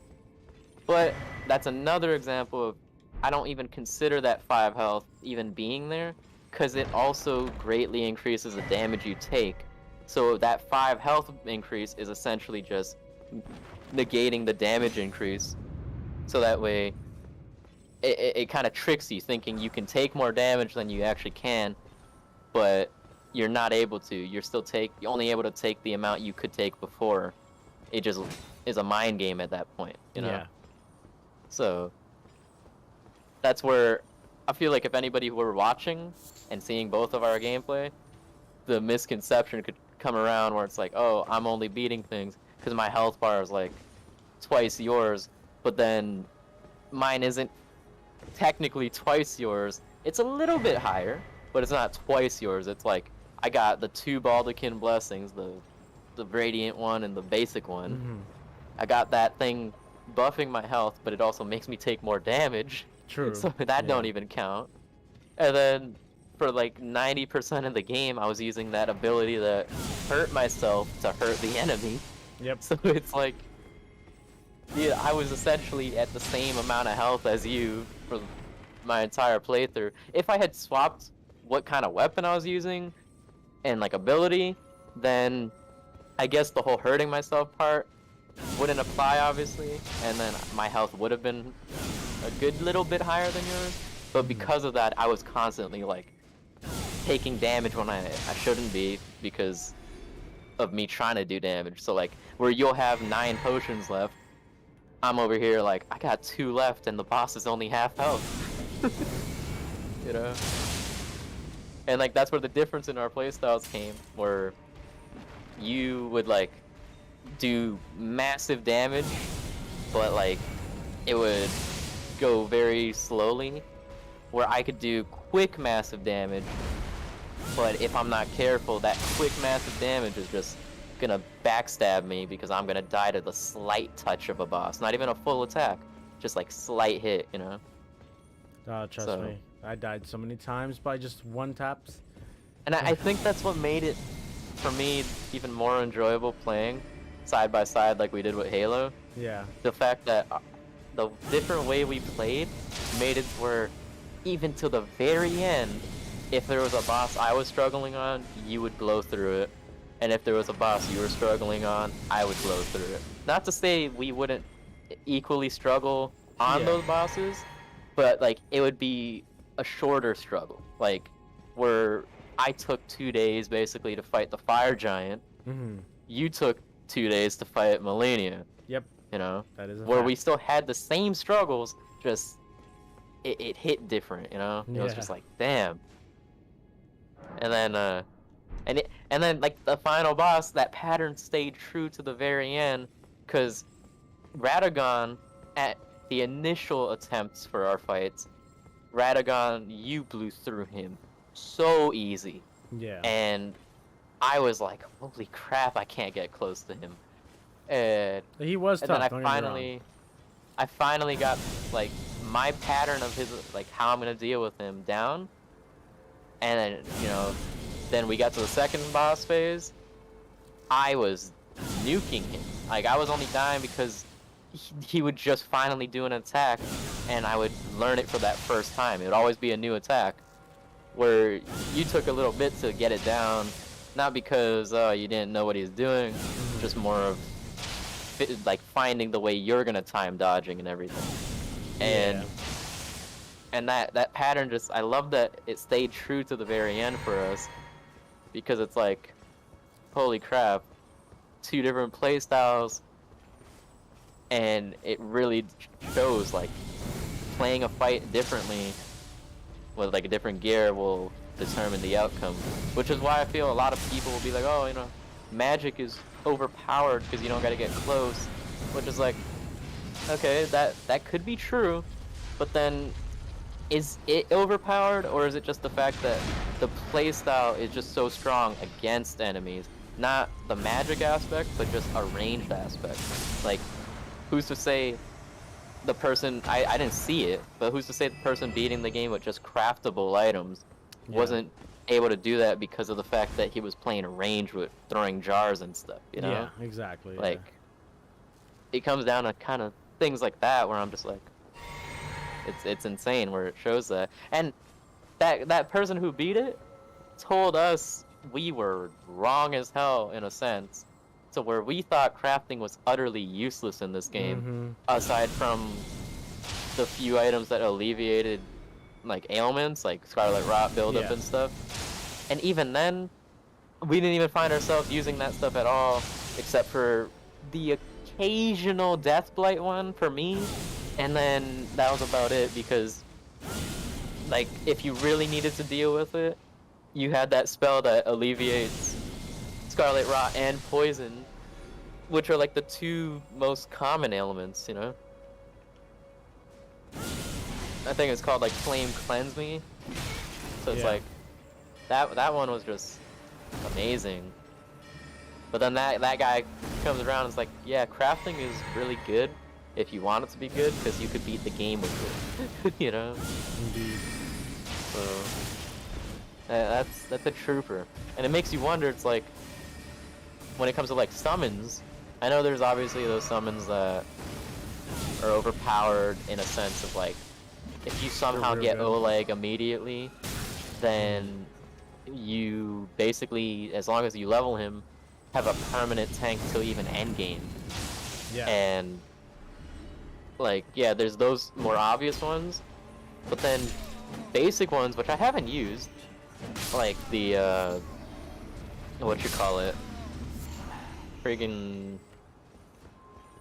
we were just talking about it, the little fungus ball things that spit out poison, that if you poison them, they explode, and those things. The flowers? I think they're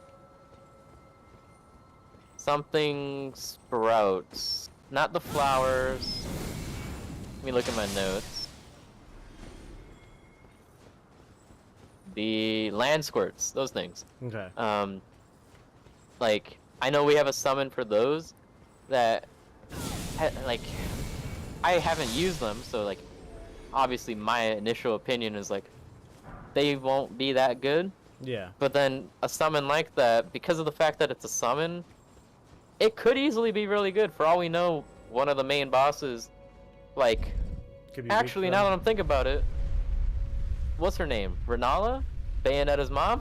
Yeah. She, like, because of the friggin' amount of little witch people in the room, if these things have a big AoE, they might be able to wipe out that entire room and make it to where all you gotta do is do damage to her when her shield breaks.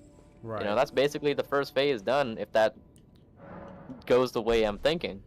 So it kind of shows, like, in a sense, each summon, even if they seem on paper useless compared to others, they all have really good uses. Like the jellyfish is, like, I know it's one you get early on and they kind of hint at to use, but because you get it early on, you might be quick to, like, put it to the side as soon as you get another one. The jellyfish is, like, really good, because it's tanky as hell. I don't know if you remember, on top of it being tanky, it applies bleed from a far range, where I was on top of this tower and I was like, jellyfish, aggro the dragon, and the jellyfish basically soloed the dragon, you know? Damn. Like, it was insane. Like, if you let summons play to their strength, they all are really good. It's just, yeah, I wonder how they gotta good a maxed out jellyfish is. I don't know. I maxed it out though, that's for sure. I got it to 10. So sounds interesting.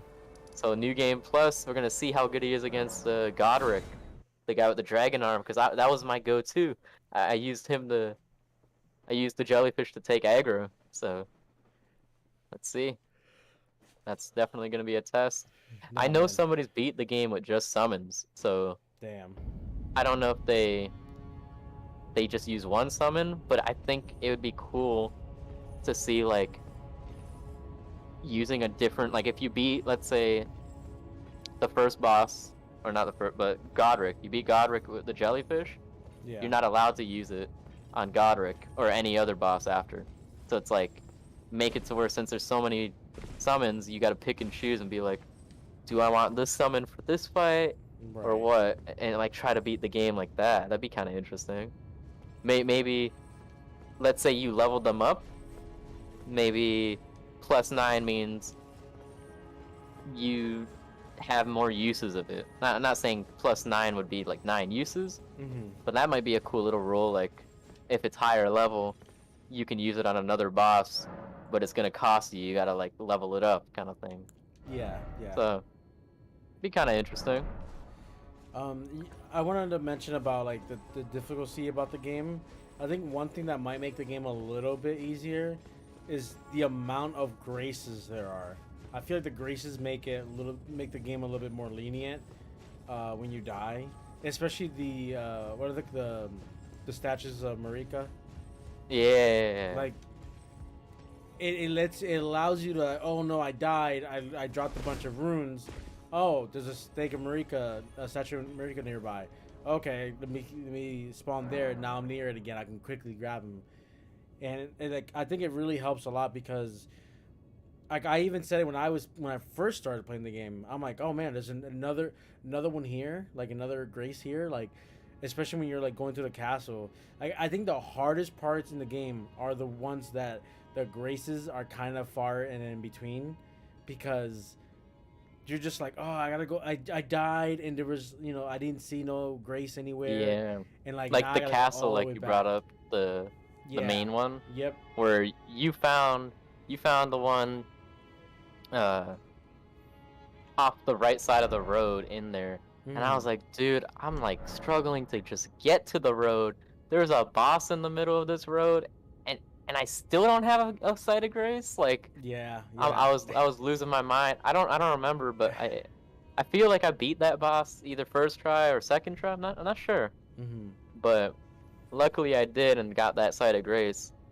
And then I yet again in like the Haligtree, we started off in the prayer room, and then you somehow bolted all the way to the other one that was behind the Erdtree avatar, just standing at the door. I'm like, bro, how? Like, there's I can't even get close to it. And then you're like, I just did it, man. And then I eventually, I don't even remember how I did it, but I eventually squeezed my way in, and I grabbed it. It wouldn't let me sit down. I died, respawned, and then I was able to kill the avatar from the inside of the room. But the thing still chases you in, so you gotta kind of lure it around the place. But like, that was crazy. Here's the question I got for you, because now we're kind of talking about that level. Do you think that is one of the hardest areas to explore? What is your hardest area to explore for you? Oh man.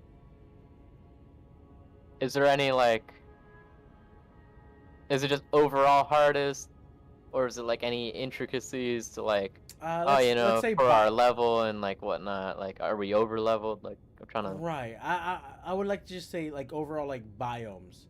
You got the snow area. You got the underground areas. You got the Erdtree. Okay. The north biome.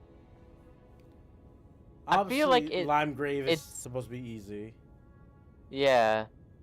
I don't know. Like, if you're able to deal with it, the Scarlet Rot ain't all that bad.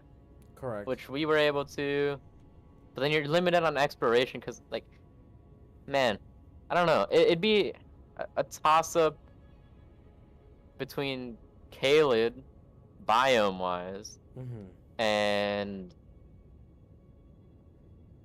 maybe the Lake of Rot. Actually, no, I'm not gonna consider the Lake of Rot because there's like from one point to the other. That's a real small area.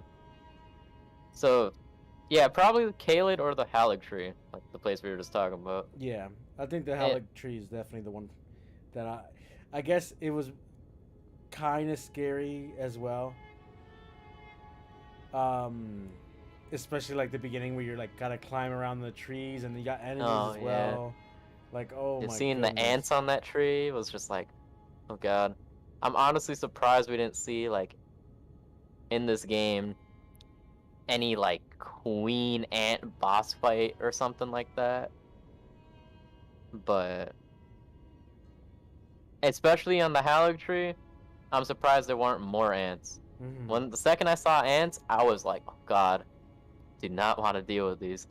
On top of seeing the dumpling people, as I call them, Yeah. like, dude, I was just like, I'm thinking about their bubbles and then this tiny tree and then having to deal with the ants and dodge bubbles. Like, I was intimidated for sure. Um, but like in terms of like without a biome, in terms of area, what was the most difficult? I I honestly would think not not necessarily the Halleck tree being the most difficult, because I feel like it was just that one section, like with the Avatar bosses, Mhm. that was like the hardest spot. But as a whole, I feel like the main city, Lando, was the hardest because, as we discussed, it's like that one fast travel in the middle of the road was the milestone one to be like, okay, now you can explore the other half of the city. But if you didn't get that, which I couldn't for a while, it's like a pain just to get around the spot you can have access to. And then even then, like I know we stuck to the rooftops, Yeah. but I don't know if you remember when I tried to go down the main like roadway areas, there was just so many overpowered knights that I could kill them, but killing one was a challenge, and there'd be like two within close proximity along with other enemies, and then if you kill those two, because you're constantly moving, you're probably gonna walk into another one, and it's just like it was it was a nightmare. Yeah. I and then the Crucible Knight, the occasional Crucible Oh, Knight, those guys. like They're fun. They're fun. they're fun, Yeah. but I I'll say this. When it comes to New Game Plus, I'm glad I killed them now and got what I needed from them because I'm not saying I'm gonna avoid them. I'll definitely try fighting them, but they're gonna be a pain if you don't get them in like your first playthrough where it's like Yeah. easier than it will be later on because dear lord, I will their say. stomp Oh and my the way god. they Yeah. close the distance, Yep. they have such a wide reach. They'll I'm. swing at you and it's like basically takes 2-3 rolls to get out of the swing, and then they follow it up super quick with like 2 more hits. They honestly felt like because I know you can find them as bosses, like the side mini bosses, but like I honestly feel like they were the walking bosses. Besides like finding like the giants with the swords and the magic and stuff like that, I felt like those specifically because they had so many different different move sets. They felt like bosses every time you fought them, even when they weren't. And I mean, honestly, they had some of the most unique attacks, especially being able to, like, once you get them halfway health, they do that whole flying thing and start charge at you. Even though, like, it was an easy attack that misses, it still looked unique, especially seeing a knight with glowing gold wings flying at you. Yeah. I'll say, like, once you learn their attacks, in my opinion, the only attack that became easy to dodge was the one where you think it would be the most deadly is the flying one. When I found out, because for the longest time I was trying to fly to like a dodge to the side and like time it like that, dodge away, couldn't get enough distance fast enough. But when I found out the old good tried and true Dark Souls strategy that Uh-huh. we were forced to try to ignore in this game early on actually Yeah. works on them, where it's dodge into them. Yeah, yeah. That was a game changer. It's like, oh, just dodge into him as he's about to hit you, and it works. Obviously, it was a good and bad thing that happened though, because it made you question. Now again, does that strat work in this game? And were we wrong to abandon it in this game early on? And then because of that, you end up dying to some things that you shouldn't be dodging into now, because it Yeah. looks like you could, but then you can't. For example, Rykard's little ground attack where he breaks the floor, sending rocks at you, but then sends lava immediately after. You could dodge through the rocks, but it's a rough timing. I mean, I'm not saying you can't. It's a rough as hell timing to dodge through the rocks and the lava. So you're better off just getting distance from the area that the attack's gonna hit Yeah. before it hits you. There was plenty of moves in this game that were just BS. Let's not forget how much I hated Melinia's sword, like, I don't know, wind sword attack that you end up getting. God, dude, Yeah. I hate that so bad. Even though I figured out that yes, you can dodge it, I was still getting hit because it's just one of those moves, man. I just Such a tried tight timing. yeah, I just tried running away as far as I can and then trying to dodge the last bit of it and hoping I didn't get hit because they were definitely tough to dodge. Yeah. I'm trying to wrap it up. So any final thoughts on the game and where do you think you can see DLC potentially going forward to this game? Final thoughts. I'd say my final thoughts are, aside from just the base game being as wide as it is with like NPC quests and whatnot, Mm-hmm. I think this game definitely is in an amazing position to keep its like huge player base for a free roam kind of game. If they just do a slight touch up here and there with like they've already done with the markers for NPCs now, Mm-hmm. but add more varying side quests and stuff. Like how they did with the Jarberg place, I'm assuming. Yeah. If they do that, base game wise, the game's in an amazing state. Only main issue I feel is again like the lack of transparency for what's farmable and what's not, because you're kind of hinted at that anything's farmable that you can see, Yeah. but then some things are less obvious, like that one weapon we were talking about, the flowing sword. Yeah. Yeah. And I think another main issue is just, I'm sure this will get fixed or added on because the game's so new and they normally add DLC. Kind of going into the DLC subject is the later area, like the snow region. It's filled out, but for how big it is compared to like Limgrave and Caelid and whatnot, it felt empty in a weird way, and I want a little bit more there. I know why it's empty, because it's supposed to be like the forbidden area where the giants were, and the giants were like the enemy of the Erd trees. Yeah. So it's like they won't have much there, but maybe a little more. Like there's a whole bunch of ghost spirits there. What's the deal with that other than just nice background, you know? Yeah. Yeah. And then really for the final thought on DLC, I want to see, especially from what we've seen on Twitter and everybody noticing this, I want to see what's going on with the Divine Towers pointing to the middle. Yeah. And that whirlpool that we both pointed out, I want to see what's going on there. The whirlpool with the rock. Yeah. And then overall, like the main sections where there's a whole bunch of clouds, but then there seems to be boats either leading out to them or from them, should definitely be DLCs. If not, expand the underground, because the underground has 3 main map segments. Yeah. Where the top section of the map, every map segment eventually filled out the entire map. Like even though there's clouds everywhere, it filled it out. Yeah. Where the underground, you got the Sayofa River, which is separate from the Ainsel River and the Deeproot Depths, which makes you think, is there a map fragment that connects the in-between there?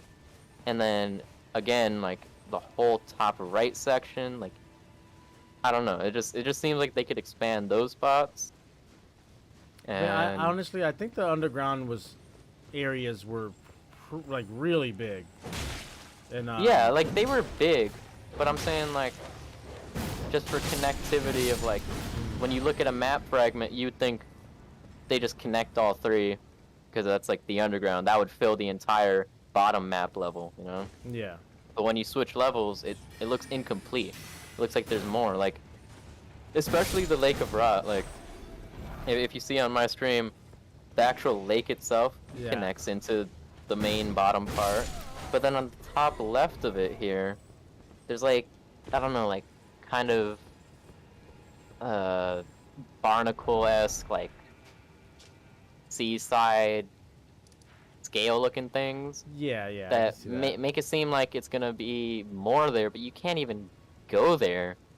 And then is that gonna be expanded on? Are we gonna see more? Like we already know we have more in-depth enemies when it comes to the environment, like ants.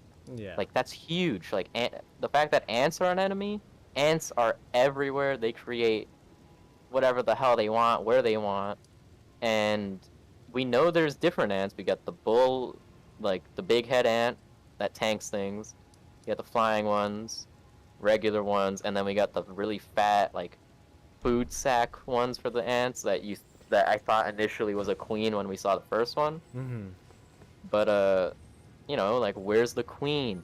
Are we gonna fight a boss queen later?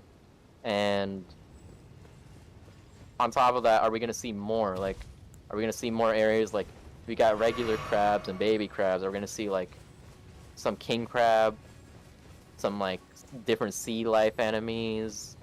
Are spiders gonna make a return? Oh god. Like, I think I've had enough with just the hands themselves. you know, the hands are interesting. They're monstrosities, but it's an interesting thing. Are we gonna see more crazy things like that? Like Radagon's Red Wolf. I think we see like 3 of them in the game, like 3 areas with them. Mm. Actually, now I think about it, 4 to 5 areas that only have 1 in each of them. Yeah. Are we gonna see more unique wildlife like that, where those wolves are supposed to be magic, powerful wolves compared to the rest? Like more mimics in the open world, where you kill this enemy and he turns into a freaking bear. You kill the bear, you get a larval tear. Yeah. Like, I actually just on the stream I killed an enemy who then became one of those big giants. yeah, I haven't even found that, but yeah. So it's like, are there like there's so much untouched in the game. That's not a bad thing, but I definitely want it to be touched upon. I don't want it to be like, and again, this ain't a bad thing to say on this game I'm about to bring up. I don't want it to be like God of War 4 or just God of War for the one with Atreus, Yeah. because as much as I love that game, it is a pain in the ass to see the map that you can go to all these different regions in that game, and there's names too. But those named regions, some of them are permanently locked because it's cut content from when they were developing it. Because as he said, he had so much ideas that it is just better to have in a new game, or they can make another game, you know? Yeah. So I don't want to see that happen with this game. I really want DLC, and honestly, if they choose to, they can make this game last a long time instead of making new games. They could be like, here's an expansion that starts off small, kind of like Destiny, where it's like, okay, this is the Witch Queen expansion for Elden Ring, the Elden Beast expansion, right? And then as the year progresses, you get seasons, which wouldn't be seasons in this game. It would just be mini content drops. But it'd be like, okay, you get the Elden Beast area, which is Limgrave to start. Next couple months, you get a Caelid region that's like the first expansion season. And then like it makes its own whole map for that expansion. And if they do that for like at least one expansion or want to keep going, they could easily do that. Instead of making new games, they could just constantly upgrade this game. Yeah. And I I mean, think that also would be good for its longevity in terms of New Game Plus runs. People will want to speed run through this whole thing and then just continue the speed run and see if they could beat the other part Yeah. quicker. So that's my final thoughts. I can definitely see DLCs coming in for this game. Will they be expansions or just little sub areas? I don't know, but I'm hoping that if they do make DLC for this game, that it's going to be, obviously I'm not saying like it needs to be DLC that's as big or bigger than the map we got already, but I want the scope to still feel the same, like for them to show like at least when we went to the hill tree, whatever it's called, the other tree, the north, Yeah. like, or even like where you're at right now at the floating city of the dragons, like something like in that scope where you just go to and you're like, whoa, and then it has all these like little nooks and crannies that take you to completely different areas in within that said map, you know. Because Yeah. I mean, I really enjoyed exploring these maps because they were definitely felt special.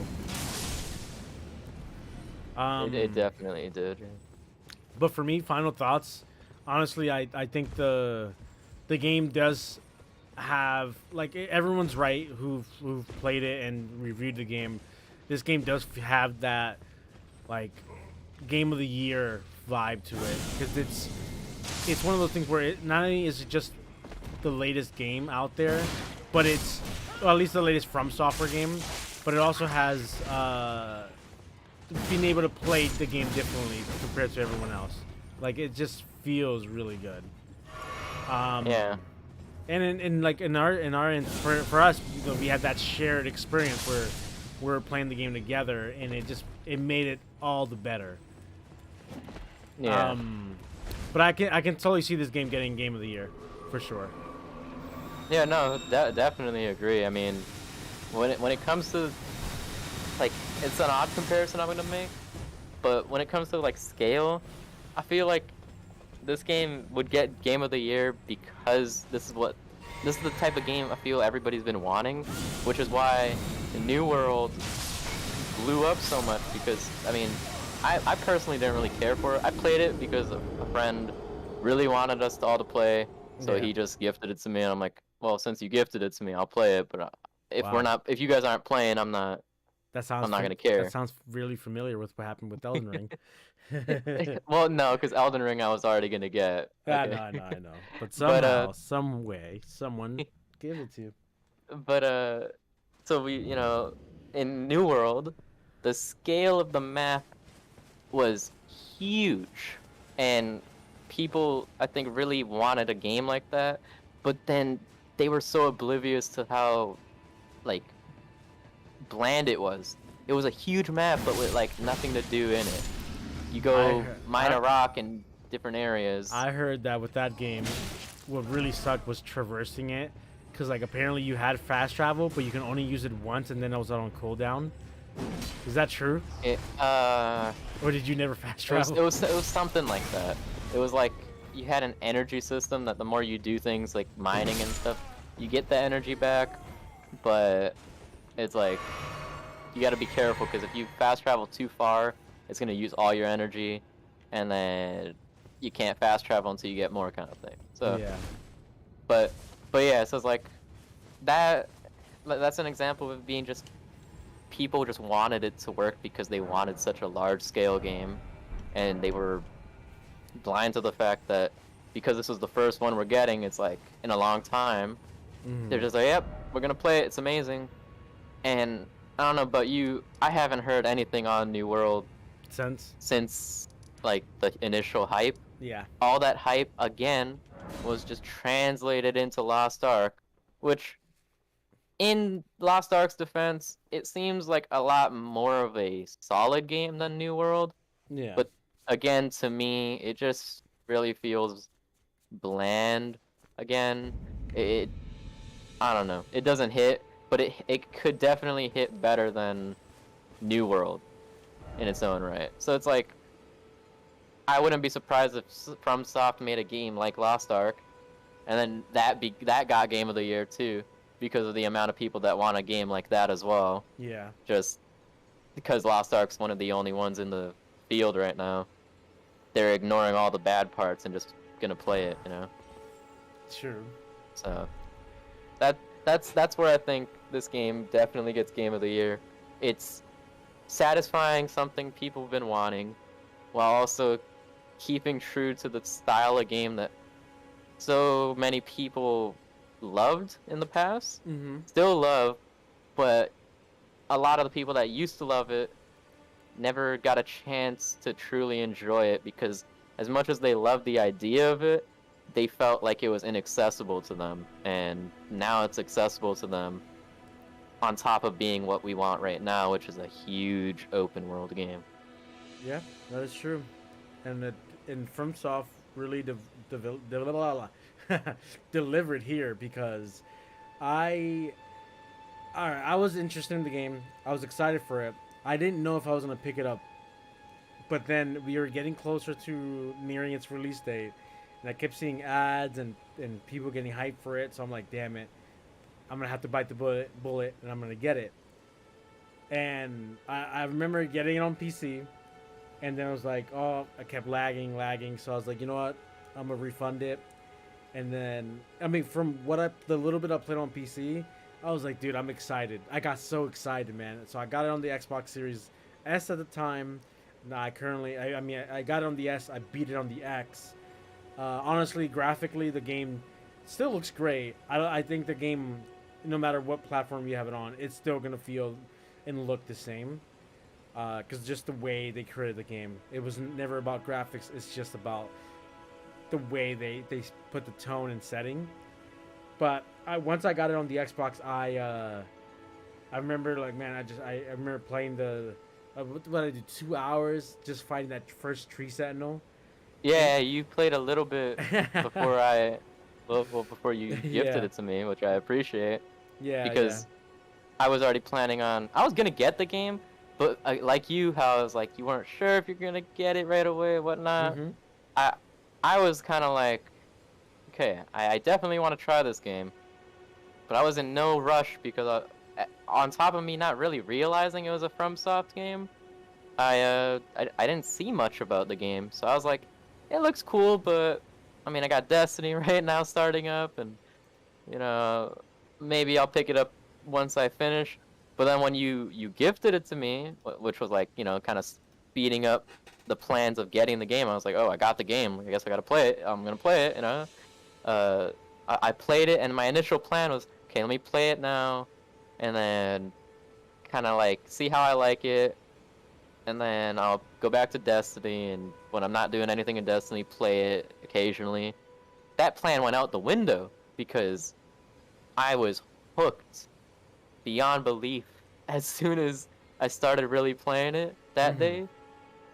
And then it's like every day, just consistent. We're streaming for like 11 hours. All right, 11 hours. Right. 11 hours. Yep. If I had 11 hours to give, I was giving it. You know, like, and it was hell. You know, I love the game when something as devastating, and especially this type of game, and it being like a Dark Souls game kind of thing. I lost progress, and not just a little amount, a huge amount of progress. And even as defeated as I was, I still pushed through in that same day, got all that progress back because you know, it's not the first time I'm looking at the stuff I had to get back, and then even progressed further, you know. So it's like, that's a huge thing to see that you like a game where something that bad happens, where you wouldn't blame a person for just outright quitting it, but then they don't quit it, and they keep going, and then both two people who aren't even playing co-op can explore this huge world, do so much different amounts of things, where I explored a lot more than you in specific times of the game. Yeah, definitely. And we still kept to the same pace, and we're able to, like, while you're catching up, I'm still exploring other things, and then I think, oh, I got nothing to find. Then you, while you're catching up to me, find something new, and I'm like, holy crap, let me go look at that while you're doing the thing that I did. And it's just like, it kept us at that same pace, which was just amazing. Like, yeah, that's for sure. Now, I'm actually about to help this person with the fire giant. Right. Let's see if I can. Where the fuck? Okay, that's fire giant. Foot of the forge. You have to go to the foot of the forge. Yeah.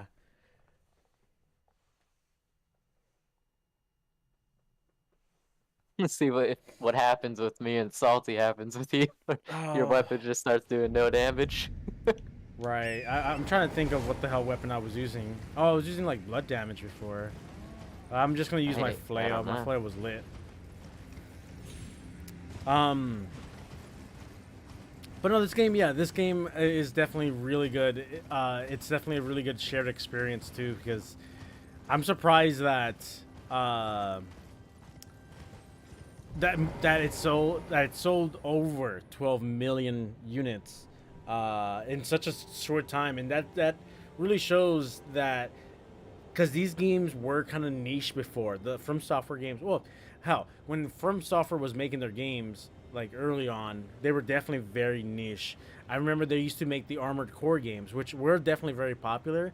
But after that, Yeah. they were making very niche games. I didn't even realize they made Armored Core. Yes, yep. That's them. That's them. I knew about the games. I just completely blanked on that though. I played the games and still didn't realize. Big brain. All right. Do you know how to do this whole like co-op thing? Oh, I'm freaking. It would help, right? If I'm online, right? Yeah. You got to, when you are online, you go to multiplayer, and then if you're joining somebody, you have to put the golden, like the tarnished furrowed finger down to make your sign appear. It helps. Well, if you're looking at my screen, this finger, Okay. I see. you gotta put, like, use that to put a symbol down for them to see where you, and then they'll see it exactly where you put it. But it really helps if you have a password in the multiplayer password, because then if you guys have the same password, it'll like kind of prioritize finding a person with that password. Okay, hold on a minute. Teach me the way. How? Okay, multiplayer. Where do I go to set a password? Oh, settings, right? Yeah, you just press settings there. Okay. But if you don't put a password, I'm not saying you can't find each other still. It's just gonna match with like anybody who, I guess, doesn't have a password, right? So it's gonna show like a million signs or whatnot. Okay. I don't know why I put 1290. Okay.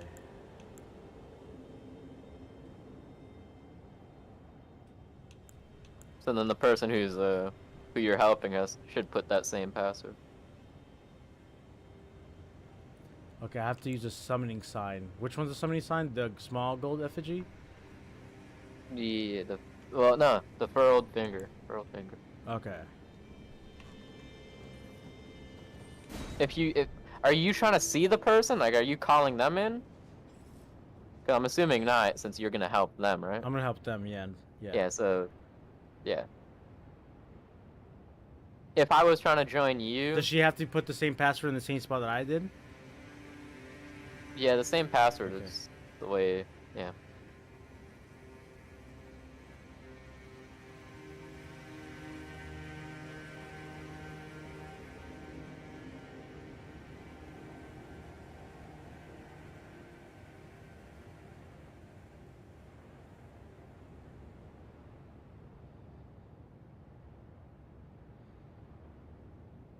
And then once they have the password, they gotta use the finger remedy on the top left of that same area you were interacting with, so that they can see the player sign that you posted.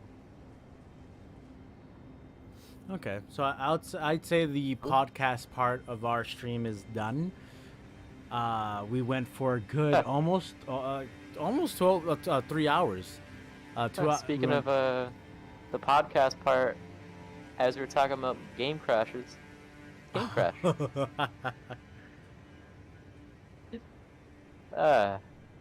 Game has bugs, people, but still amazing.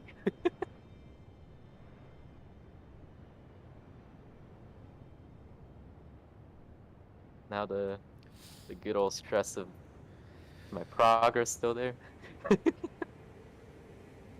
yeah, we the podcast part, definitely seems Yeah. to have come to its conclusion. Almost 3 hours. Yeah, almost 3 hour little podcast here of us talking about the game we just finished together. Yeah, Kind of. yeah. And we could have gone longer easily, but 100%. we It's late, and I'm really trying hoping. to keep it concise. Yeah. Hey, if anything, this just leaves it open for future podcasts, conversations of things. Right. You can be like, oh, you remember this thing in this game, aka Elden Ring, and compare it to other games, So. Right.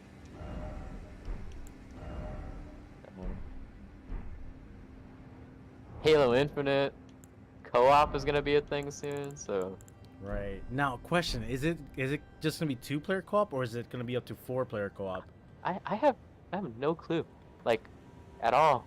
Cause if it's 4-player co-op, Mrs. Boss I'm telling her, you're joining. You have the Series S. You gotta play too. I mean, there's no harm if you and her just do the I co-op know, run if but you want it. she's never played a Halo game, so it'll be her first. Yeah. She's just gonna have to try to get used to the aiming, because aiming in Halo isn't the same as like aiming in Apex. Yeah, for sure. It'll help if I also turn on this thingy. My HUD.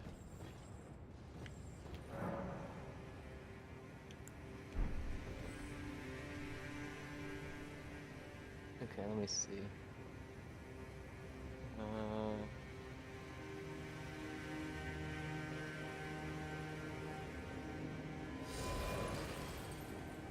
Oh, I thought I was getting summoned, but it said message appraised. You put a message down someone? Yeah.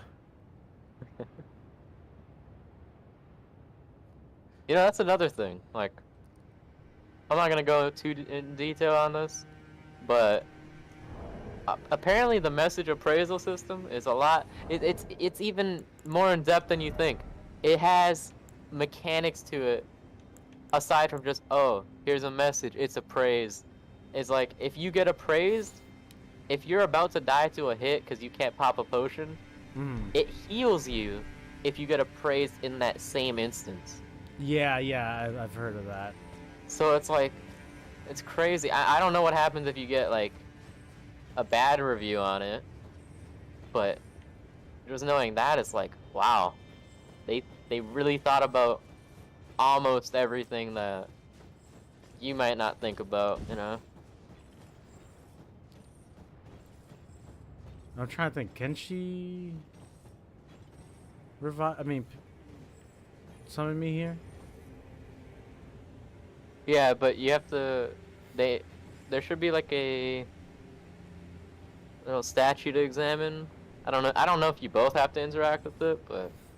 I mean, let me put that down. But then when I look at the other one, it says, yeah, you have to put activated pools only, and I'm like, I don't see one around.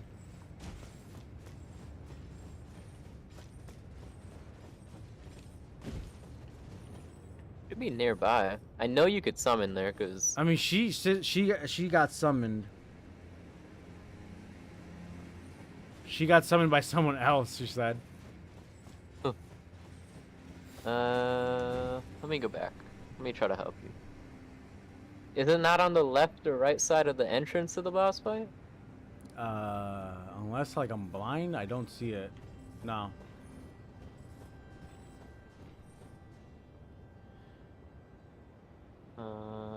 Oh, it's down by the fast travel, by the tree.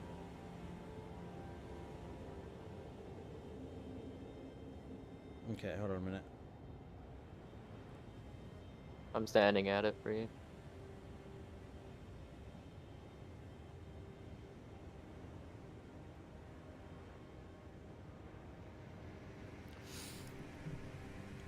Okay. Okay, I see.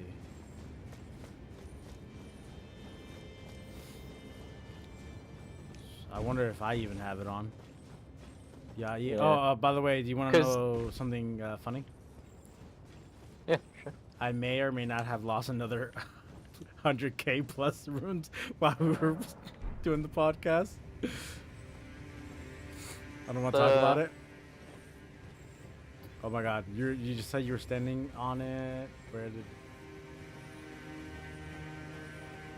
There's just so many sticks and stuff sticking out. Why am I so blind? It's a big tree next to I see it. fast travel. Found it. It just blends in so well. The summoning pool is now functional. I know you could still place your sign up top where you had it, but yeah, you gotta have those things on. So.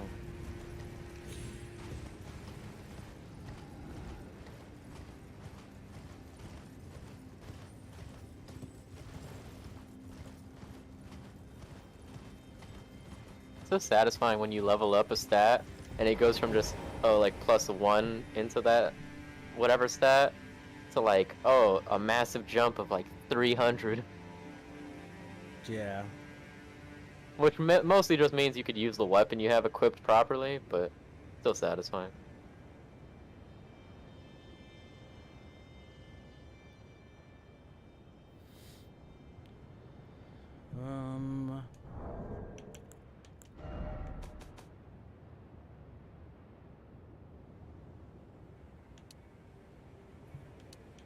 And, dude, I can't believe they did this. I didn't realize this. In this game, they pulled what happened in, like, Final Fantasy, where, if you remember in Final Fantasy, I think, 7, there's that one boss that if you use a Phoenix down on it, it actually, like, insta-kills it. Yeah, I remember that. They do that in this game, too, where the undead enemies, like, the ones that, like, shoot out golden like death balls at you and ride the ghost horses, those things, or like the annoying human centipede ones. Yep, I was just gonna say I hate the centipede versions of them. If you use like an incantation like Lord's Heal, for example, where it heals you and nearby allies, right? It actually damages them for like a lot. Interesting. Or like a basic version of this, like the regular heal. Well, in the thing I saw, gets to like half health on those human centipedes. Imagine like the big one like massively heals with the Lord's Heal. Probably like one shot them, if not get them basically one shot. And it's pretty crazy that they did that. Do we need to be friends on the same platform or no? You shouldn't need to be. Huh? Is your sign still up from before? Yeah, should I put it away and do it again? Just, yeah, place a new one. And then maybe have, like, when you place your new one, have the person just go to the site of grace and, like, get off of it again. Because, remember if you heard earlier, Salty was, like, looking at my sign and it's there, but he had to sit at the site of grace to refresh it or whatever. So...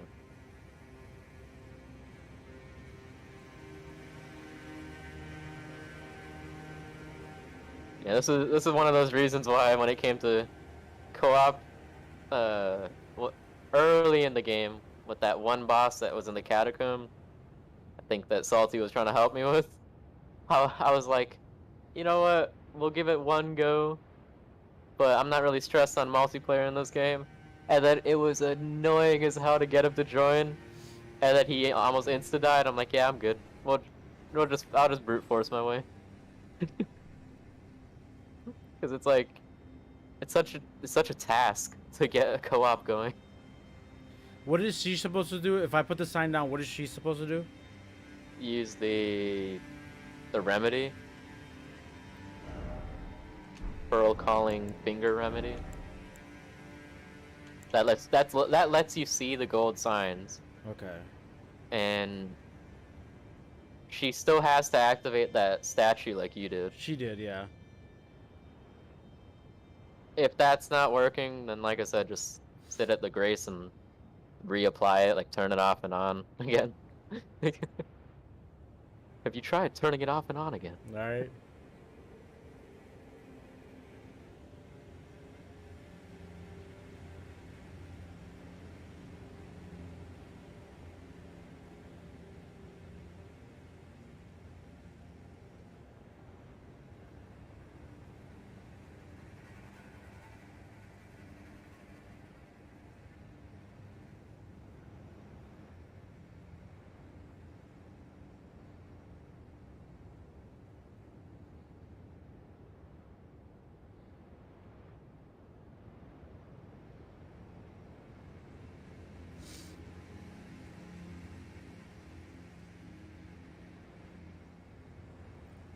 There's no way she doesn't have that. The remedy? Right. It's since it's consumable, she might not have any on her, but you should be able to craft it. Let me look. Yeah, it just costs 2 Erd Leaf flowers to craft one.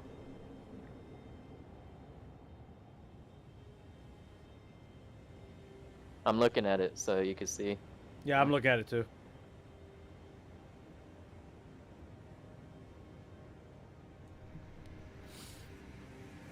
That's something you get early on, right? Maybe, I don't know. Yeah, you can farm Erd Leaf flowers like Nah, almost immediately. Does it? The recipe? I'm pretty sure you have it instantly because I don't remember like early on having anybody complain like, oh, you know, I can't craft it. I just remember the issue of being, why the hell do I have to craft this? You could also buy some from like some of the merchants. Like I think the very first merchant we meet sells a couple.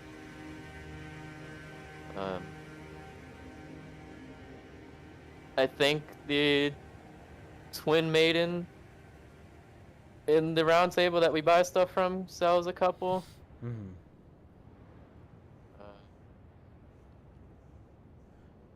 I think So she uses that thing, and that's all she needs to do, right? if she did everything else, then yeah, pretty much. Like she set the password and she activated the statue, then yeah. Okay, so that small golden effigy, I see what it does. You put that down, and it summons you anywhere, right? Wherever someone needs help. It looks like.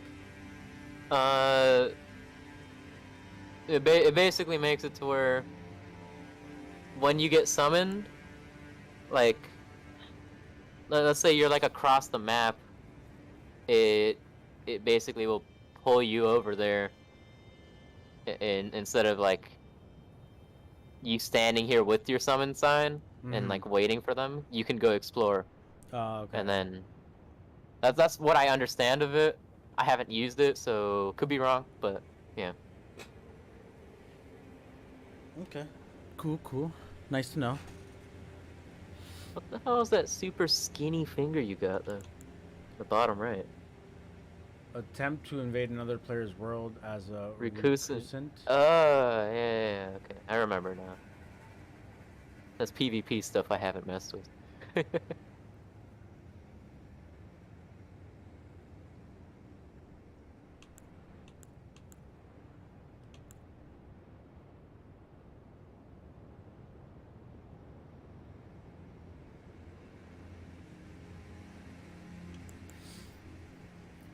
I will return momentarily. And if you Going don't, what am I gonna do all by myself? All by yourself. Indeed. I don't know. You gonna cry because Ninja wasn't there Indeed. to take you to the fair. To the fair. What? Yep. Alright, go ahead. I'll be here. I'm gonna try to help this friend out, so. Yes, sir. I do need a drink, though, that's for sure.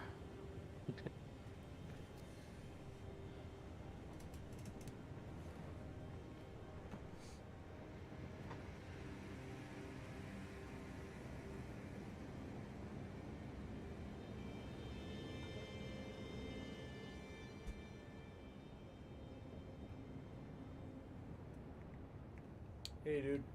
Yeah, podcast over. I'm gonna continue to stream because I'm trying to help a friend out. Whale come. Wait, what? Hold up. I don't want to hear none of that talk in my chat, boy. Okay?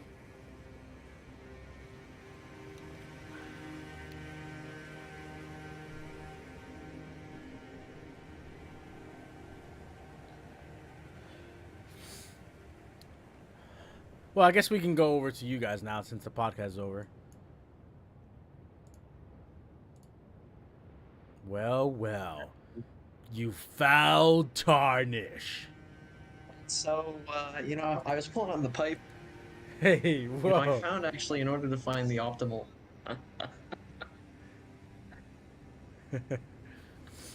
And now Sorry, I thought this was the Mario Kart Tour podcast. Imagine I join you like, dude, what are you doing here? Me and Cons are doing a Mario Kart podcast.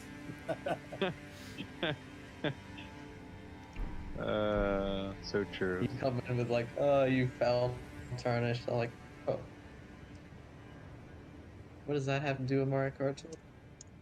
So how was the podcast? Did you actually end up talking, or did you just, as Cons would say, use this excuse to start New Game Plus?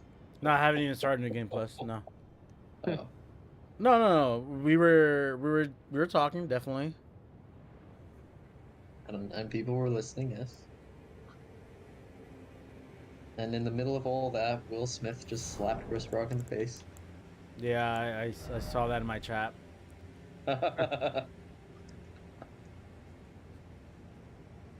Alright. I'm happy with that for now. Let's go fight some bosses. Right. Oh wait, I gotta add the lighting. Yeah. Huh? Gotta add the lighting. Give me a sec. Lighting. Oh. Let's go. The beauty of this set is now we have a fire resist, so I can use this to take on Yagi. And hope. Well, Yag's gonna be a challenge with this weapon set because he's resistant. Oh, this is a slash weapon. Never mind. Is he resistant to slash?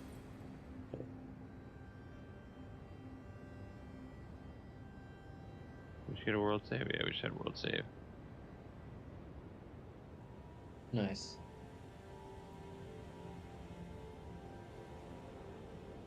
Last one, right? Yeah. Goblin King. Internal ID, Goblin King. So presumably then he was a Goblin King. But like King Bob-omb. Oh, okay, Slash is neutral.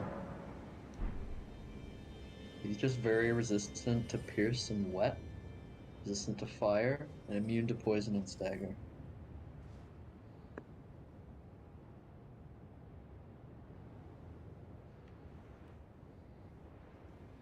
Special K took some damage. That. Really? Yeah, he's not quite at full health. Damn, give that man some food. Huh. Okay. I'll give you... You'll give him nothing. Oh... For you are maidenless. You have nothing to give. And so I was pulling on the pipe earlier, and I noticed... That you had no pipe. Damn. Yeah. Oh wait, wolves aren't vegetarians. What the fuck do I mean? Keep forgetting about my auto runs. Oh, just send over. I'm a horrible multitasker.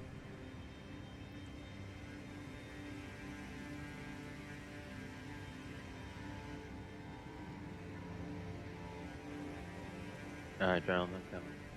Here, Wolfie, Wolfie, Wolfie. Oh, nice. Come over here, boy. Did you get it to work, boss? Yep. There he goes. Good boy. I'm Was really there anything you forgot to do? I forgot to mention. You forgot to mention that. Hello. Did you feed him some food? Yep, he's not quite at full yet. We'll eat some more, yeah. Oh, Alright. oh, plus. Okay, plus 0.1. Okay, no, he's healing up. Plus 0.1 per second.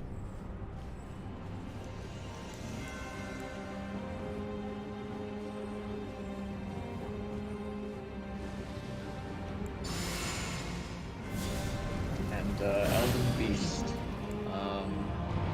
So we'll start by taking out the Elder. And then maybe yeah, put that away and then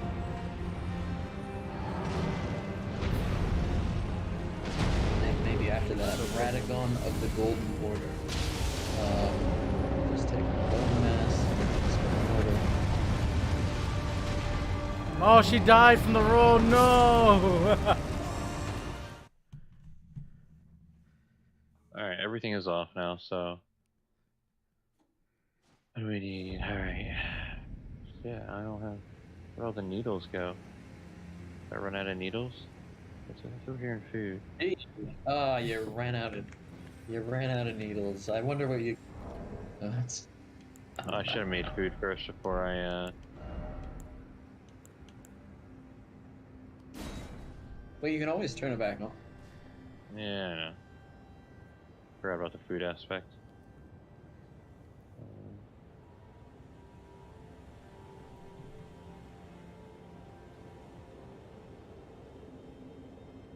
Now that you mention it, Cons, Godric the Grafted. Are you playing Elden Ring over here? What's going on? No. We're just gonna do some like we're gonna do a boss rush in Valheim. So we're just planning out strategy and Rykard, Lord of me. So I think what we're gonna do, we're gonna start with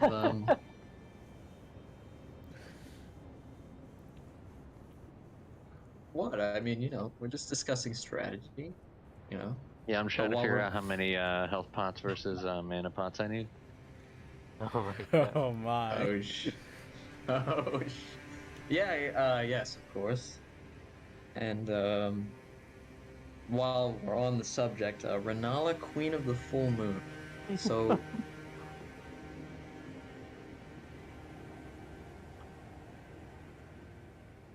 That should be sufficient for that fight, and it might be quite challenging, but Star Scourge Radahn, and I think we'll get through it. It just sounds like you're listing off the order. You're not listing off the strategy of how you're gonna handle it. Right. Oh, well, but like the order is part of the strategy, I have a very specific sort of way to go about this for each boss. It's probably going to be a challenge, but you know what? Well, the strat is, swing, don't do the full combo, dodge, dodge, dodge, swing, don't do the full combo, dodge, dodge, and, just repeat. There you go. I don't know. And exactly, and I think I'd follow that up with Draconic Tree Sentinel. And I think we should be good to go. Surprised you remember all these names unless you're just looking at a list. What are you Yeah, talking about? he has them written down on his hand. Well, I mean, I don't really need to write out strategy.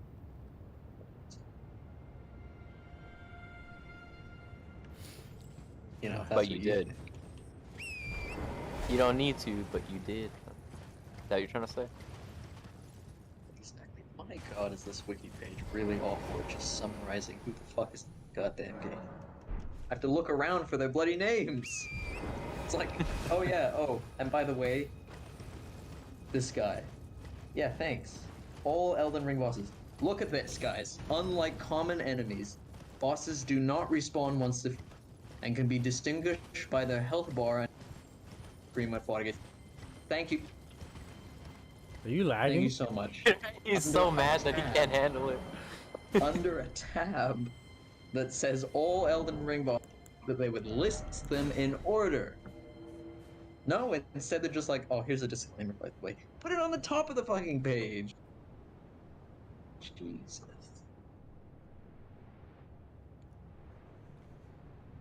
Reynolds mad. Did you still not get this thing to work yet, boss? No, it did, but she died. Oh. Oh, you need any arrows? What kind of arrows you want? Are you good on arrows? Oh yeah, frost arrows. Frost arrows. For bone mass. Gonna go entirely ranged versus bone mass. I know the bone mass is resistant, but entirely ranged over here.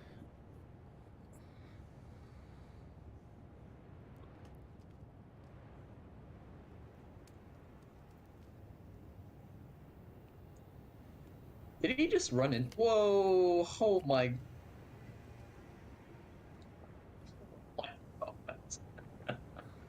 My God, it's Star My Scourger laptop had a bit Dawn. of a spasm. Dude, did Special K just walk into you and then like what his head Outburst into you? arrows. Oh my god! How many remedies does she have? Does she have to reuse the remedy after she died? What's over here? Why's I there think wood so. over here? That's the one thing I'm not sure about. I still Is it have- still like? I know if you use it and like Oh shit! What happened to the resin? everything wasn't set up, you don't want to waste it. You could technically use it again and it like deactivates it without using it. But I don't know about if you die. Damn it. Yeah, I could Funny- test. I could test that right now. Wait, hold up. Funny Salty was I here. I used one.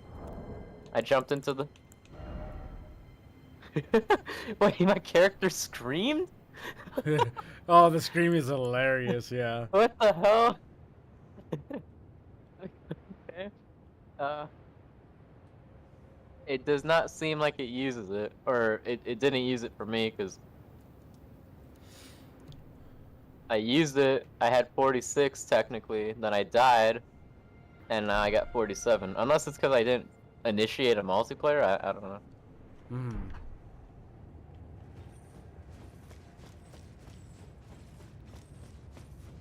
Because it says remedies are consumed with use, but then I used it, and then I died before deactivating it. So it should have been 46, but it's still 47, so I don't Right. know. Oh, I'm being summoned. Alright, let me put my hoe away. Don't need it right now. Yeah, put that shit away, guys. Don't need to bring a pickaxe.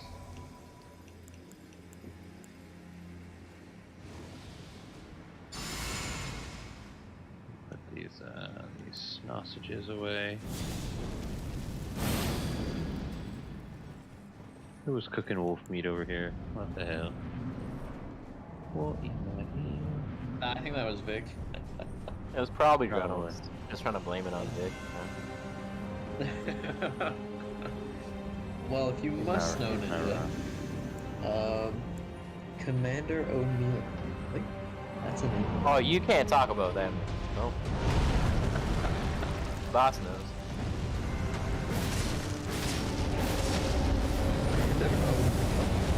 I got bullied in the swamp. No, she died.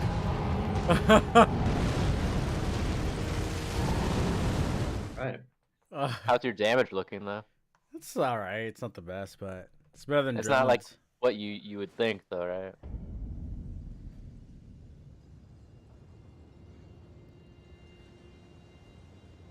Yeah, that's all needed. Oh! Oh my god. I saw that. Whoopsie. You were just a little bit away from your own tombstone right there. Yeah. Yes, indeed.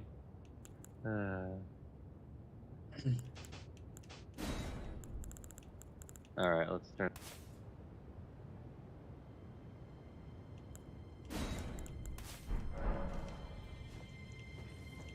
Look at his eyes. Find those on his eyes. There's his eyes.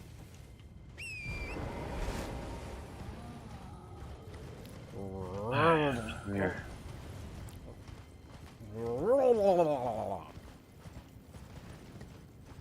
you guys playing Alright. Hearthstone? Do you have the offering stuff to do this? Oh shoot. I have it in No. here. Left chest here is that's a boss offering chest. Okay, perfect. So I'm gonna get a rested we're bonus. not doing forever. Aether, right? Yeah, we're doing Aether. Hell yeah. Oh, we're doing Aether? Shoot. I may have used the deer trophy. What a boss rush this is. Hans, could you quickly get some deer Sounds like trophies? Reynolds doesn't have his remedy boss. Indeed. Getting my 27-minute rested bonus. Hang on. What about the ancient seeds? How many are those again? 5? Yeah, 3 or 5. Say 5. You know what? 6. What about the bones? 10 of them? I think that's another 5. Or 5 or 8. 10 bones. Grab a whole bunch. Yeah. Oh, the eggs are gonna be a pain in the ass. I don't think we can actually. Yeah.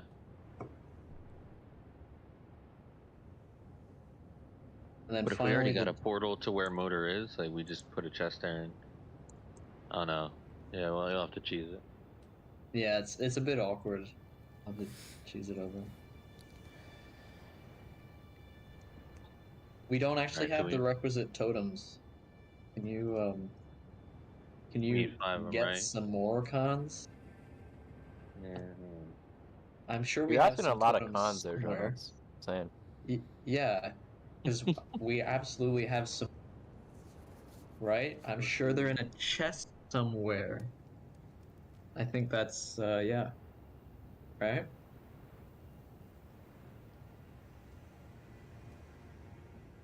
Special case heavy spasm.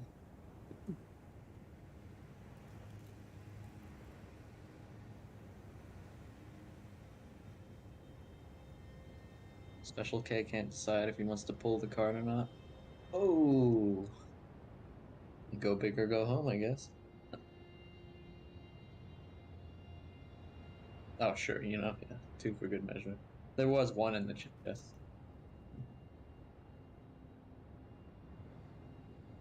And we have 2 totems. So we just need to find 3 more.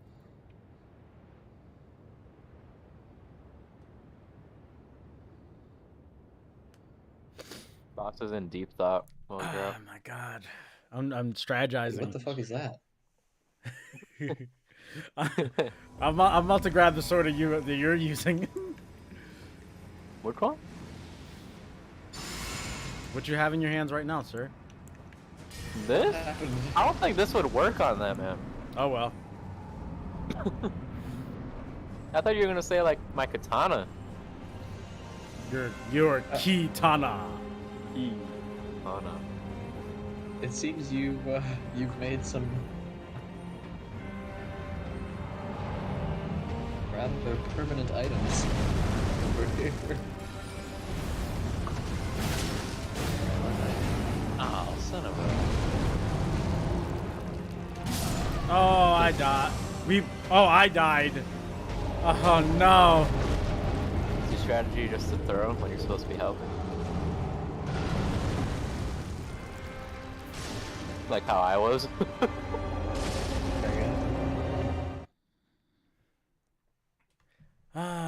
It's also that stats don't carry over, so Yeah. here I am dead. What? Why? Maybe that's what it was. Maybe because I was running salty, my damage was just so bad because it was lowering me by a lot. Yeah. I mean, does your weapon still have the upgrade? It technically has the upgrade, but it doesn't apply like the damage of the upgrade. Don't worry, Cons, don't panic. So it'll say like +10, but it's really like +3 or something, like whatever Don't it panic. scales down to. It's fine. No. Just.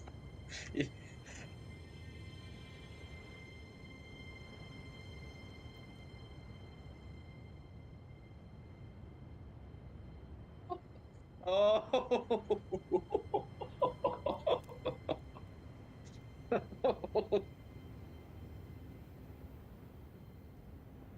Use at your own risk, they say.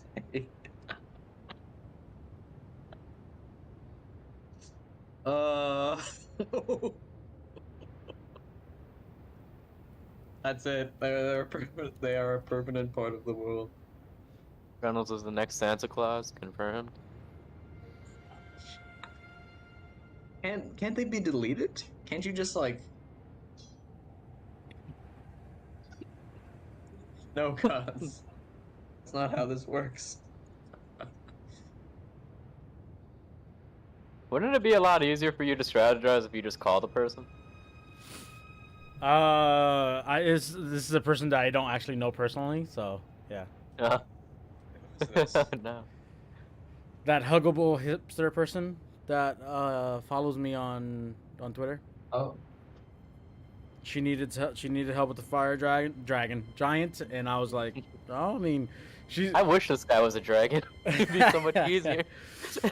Well, she was like, if anyone is on Xbox, and it was like, I looked, and I'm like, everyone was like, oh, I'm on PC, I'm on PlayStation, and then I was like, well, I have the Xbox, I'm on the game, why not? wait. It looks like you sold it, cons. One of them disappeared. Try it One again. of them disappeared. Oh fuck! No, I can't get out. No, there you go. Oh wait.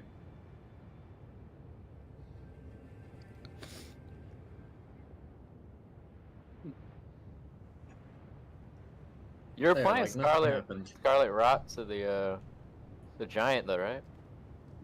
I have not been able to yet. I shall after this. I just Pretty sure they come to the surface eventually, guys. I don't know. We'll see. I have the rotten breath. You know, haven't brushed my yeah, teeth in years, so let's see how that works. Oh, somehow I was. Hang on.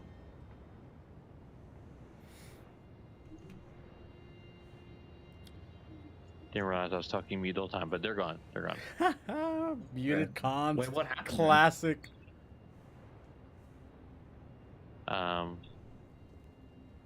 There's a thing you can put into where it gets rid of everything that's on the ground. So like all the extra wood piles and rock piles like that are flashing as like loose loot. Oh, you can clear it. Gotcha. Okay. Yeah. Alright. Oh, that's neat. Because then whatever that we might have thrown into the ocean or whatever, all the like the crap that was on there should be gone now. Yeah. Alrighty. Let me go rest on your throne and then. Yeah, I'm gonna come back up there too because I'm down to 21 minutes. Actually, I better just. If we're gonna go for that rested bonus every time, there's no point being boss items.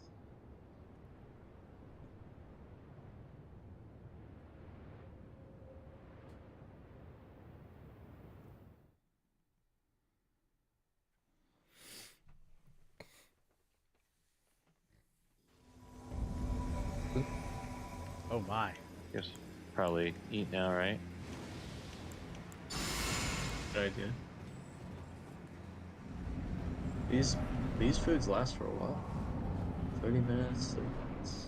Oh, I gotta turn this stuff off. For Narnia. For Narnia business. Turn what off? What's screen time? Oh shit. Also nice Christmas decorations. Thank you. Oh my effing god. Wait, Maple. friggin' died Like some again. sort of Christmas thing? Or spring thing? I don't know. Oh. Oh Maybe my not a God. Christmas thing. Yeah, I don't know. You what got that's supposed freaking to be. smacked. Alright. This room is very comfortable. My health is more or less max. Yep. Yeah. Are you using the same three? 248. Holy shit. Yeah, but we only got like 120 stamina. Ish stamina. That should be good enough. Yeah. All right. Definitely enough for Aether. Wait, is there a portal to Aether? Yeah. Stonehenge, because Aether is right Stonehenge, next to the. Oh yeah, yeah, yeah.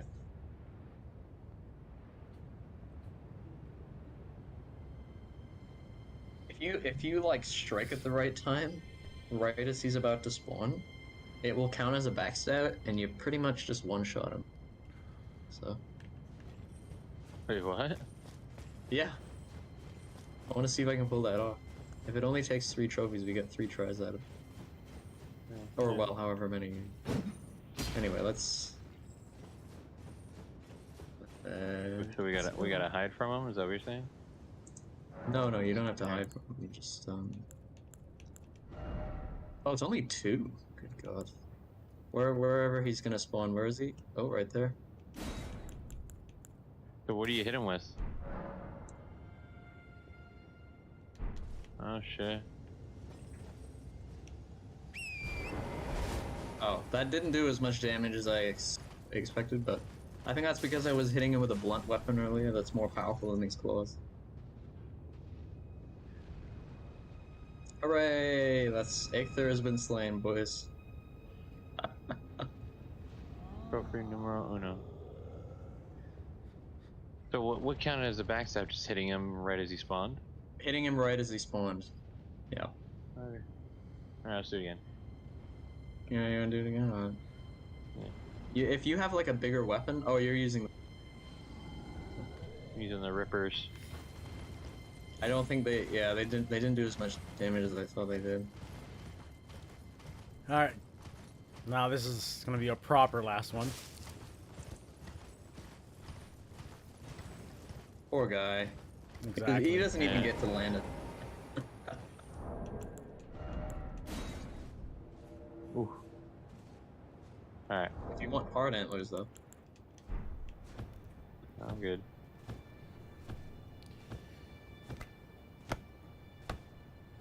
He Alright, gives us the ability to mine. Who does? Aether. Oh, 'Cause he right. uses I his see. antlers to make the pickaxe. Oh, the bloody bronze that you left on the floor here. Okay. Back we go. Get over it. Oh. Yeah, don't worry. We can just find more bronze. Fine. So that is Aether conquered. And we put his trophy on the sacrificial stone. And we are now powered by Aether himself. Yeah.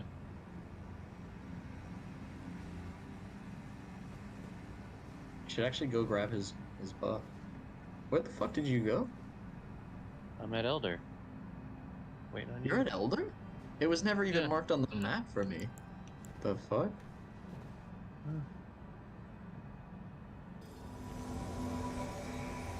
Could have been. Hold on. If that works the way I think it does, I don't think I'm actually. Hold on. I'm just gonna try to grab Aether's buff. Does it go into cooldown if you do? Yeah. If you grab it, I don't know. No, I don't think so. Let's see. You use it. Oh my god, I got hit by the first hit. Oh, you're right. Okay, I swapped it, yeah. Alright, come on. Just trying to The keep- precious rested time. The rest of the time. Oh shit. Gotta Speed run. finish them all before the 27 minutes where No. Okay, we're speed running it. Alright, okay. God. Wait, shoot, then I gotta grab the other one. But Motor's gonna put it. you're swapping armor sets and stuff. Yeah, you're okay. You do you. No, No, I have all the armor sets that I've got on me. It's just that actually, you know what? When you get to Motor, can you just find the eggs? I'm pretty sure we have a chest. Right No, I there know, that but then might we'd have a to problem. cheese it over, and it's like. Why spend the time? Yeah, exactly. Why spend the time? We've I already gotta close spent you the time. door. We're just having fun. Ah, sure. But you know, you could just find more eggs. When I- Elder, is that still or farm? Swamp. So Oh, apparently, it's on the bottom floor. so Ninja, apparently Oh. we're summoning another person is able to be summoned, and she doesn't even know who it is. It's just a random person who decided to use the same password we did. Wow. Yeah. What are the odds? I What put a 12. coincidence. 1290 isn't nothing special, is it? No, it No, happens to me in like to my Sword and knowledge. Shield a bunch. When I'm like trying to set up a trade room and I encounter someone else. Well, you know what? This ain't Pokemon, okay? Well, Ooh, the disrespect This- in the name of this is- Pokemon. This hell this happened is to the deer here? Elden Ringmon, okay? all right, well then. It is kind of Elden Ring mon, because you know spirit Gotta catching. collect shit. all the summons. Yep. No, Cons, not now. Oh yes, cons. Now. I got him with the Where's he backstab. at? Get him while he's getting up. Quick, quick, quick. Kill him quick. Alright, stamina break, stamina break. Oh yeah, shit. Try for the roots.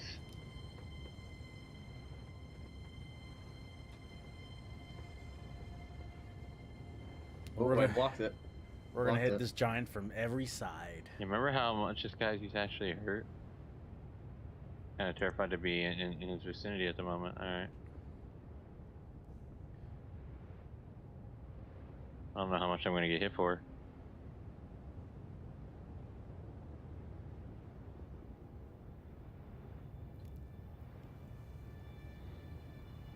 We're practically invincible. Are we? I'm waiting. yeah. I'm waiting until I get smacked.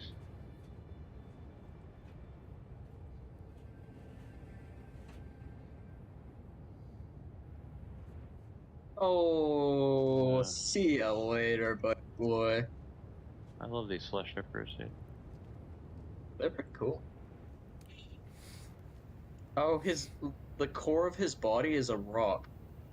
So I thought that, like, for whatever reason, you just did a quick, like, spawn rock destructible,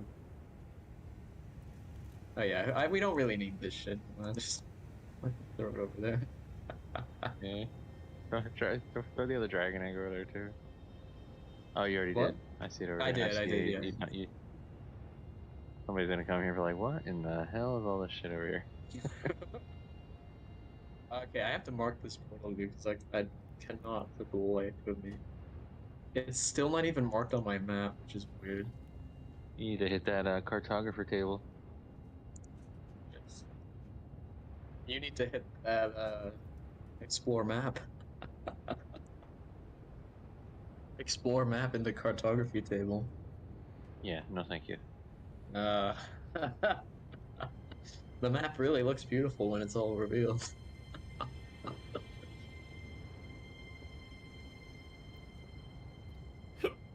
You won't do This it, guy's Ninja. corpse just here. You won't do it. You won't jump down. Bet. Whoa, the teleportation is taking longer than usual. It actually looked a lot higher than that. 18 minutes arrested bonus. It did, but you jumped on the not so high spot. Yep, I called I it. mean, even then. Dude.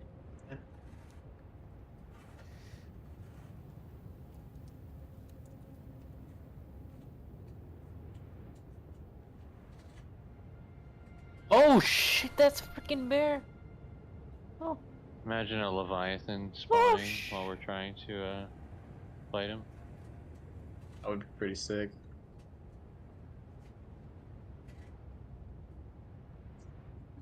Oh, actually, here's a Draugr spawner. So Here, the I'm gonna Elder take has this been vanquished. Wait.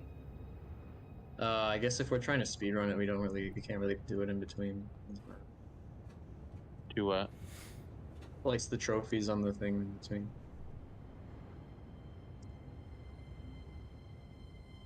Oh, that actually hurt.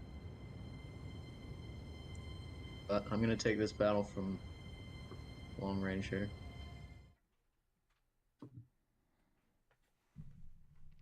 Set to boss.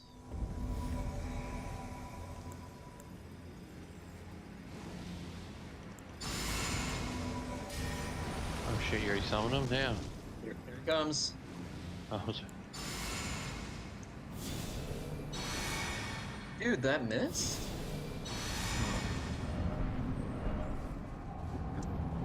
Alright, here we go This suit again. has poison resist, isn't it? Yeah, it does. Ooh, okay. Gotta actually play this time. Oh, play, cons, play. Think, cons, think. Yeah, flesh rippers aren't gonna cut it. Oh, fuck, he's looking out the big one.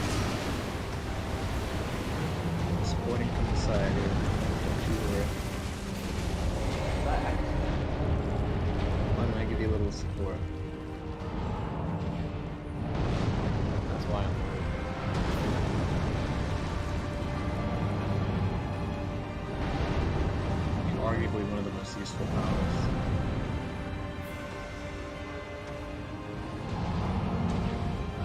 Oh, fuck, he wants my ass. Shot. Good, I'll be good with me. Keep rolling.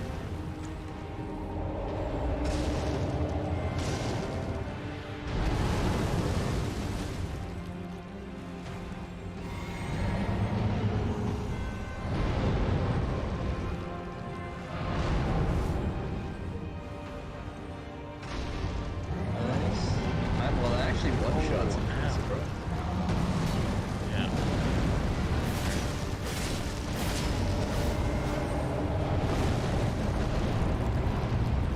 Whoa.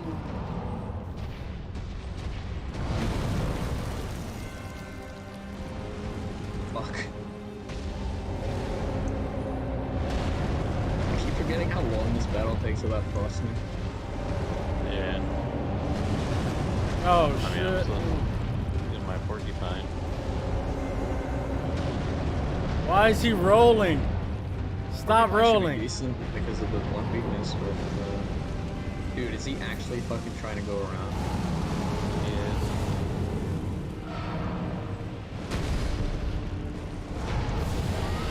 Deal with the block moves.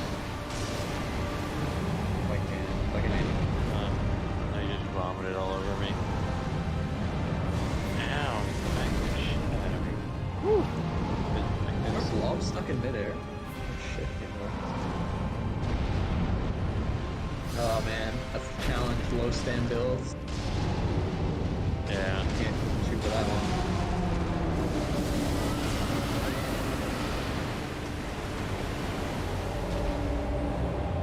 And reaching into his armpit, spit. Having the innate poison is For what? What has poison resist? good. The root suit. Oh, I only have the helmet. I don't know. I can't remember if the helmet one has it. No. Or wait. Yeah, no, it should have it. Yeah, you should have poison boot this time. Resist versus poison, yeah. Yeah, so you're good. You brought the appropriate helmet. In fact, technically, I guess like the best all around like suit in the game is like root helmet and padded armor. Probably, yeah. So that like, yeah, you lose a bit of not armor versus the big boys, but like you get to walk gives around fire and resist? swap trees. Isn't there something with Fenris that gives fire resist? Yeah, but but sadly it's tied to the set, so you can't actually just get fire resist. Okay. That took But- you so long to get to second Is phase that at half all health. the fire mobs are I currently in the game know. suck except for Yag, which you would probably just I run think it's the bots more to people fight you specifically. summon, the harder he is. Or a full Fenris suit if you so Must be. chose. Because I'm gonna tell you right now, he may be hard, but I'm harder. Oh, I bet you are. They don't He's call me almost boss for no reason. Does he have ears under his Call you armpit? dumbass for no reason. Hey, it looks like he has ears under his armpits. Wait a minute. Now I gotta look. It's hard to see from where I'm at. Almost dead, cons. Yeah, you can see his left arm on his right arm. Sorry. But the mortar battle, excuse me, is gonna take forever. Ow. Damn, I'm so far and I got no horse. Oh wait, what is he doing? Take my horse.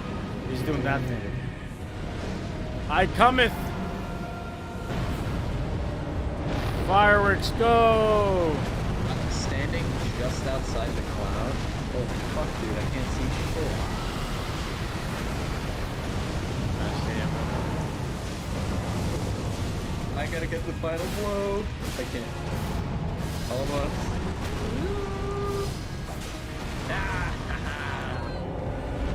Nice. Get out of there, get out of there, get out of there. Pull out, Reynolds, pull out. Alright, alright. I think I'm gonna main the fucking helmet from now on. It looks pretty cool. It looks pretty sick, and like, free poison resist without having to run pots. I'll take it. This man won't stop rolling. He's like a giant baby.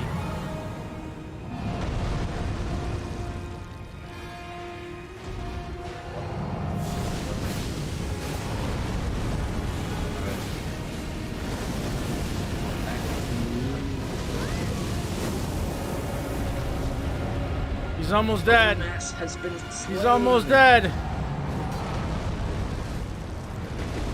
Yes, yes. Oh, how has he still got health? How has he still got health? He's dead. Let's go. Let's go. Ladies and gentlemen. Are you still streaming? Yeah, Yeah, he's baby. streaming. So this whole time, our boss battle has been called on. Oh shit. Up next, motor. What the hell is this nonsense? I'm gonna take extra arrows for this. What do you mean nonsense? This motor portal took me to a mountain cave. Oh, I told you Is guys it to up the relocate. mountain? It's up the mountain. It's up the mountain. It's on the same Okay. mountain. All right, I'll wait for you to come through, and I'm gonna disassemble the portal. We'll move it up higher, closer to the altar. Sounds good. I just re-equipping, getting some better arrows.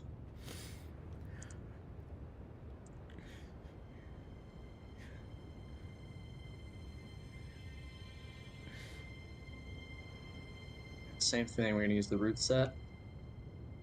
And fucking go for it. Yeah, I'm rooting Fenris. Yeah, you're just running like a hybrid. Quick movement speed.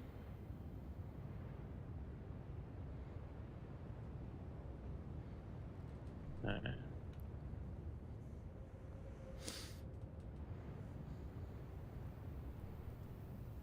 Okay, good. Oh, it's that glitch again where it's like you appear for me as being like halfway into the ground, and I probably appear floating. Yeah, you are. You're kind of floating. Alright. I'm assuming it's this way. Yeah.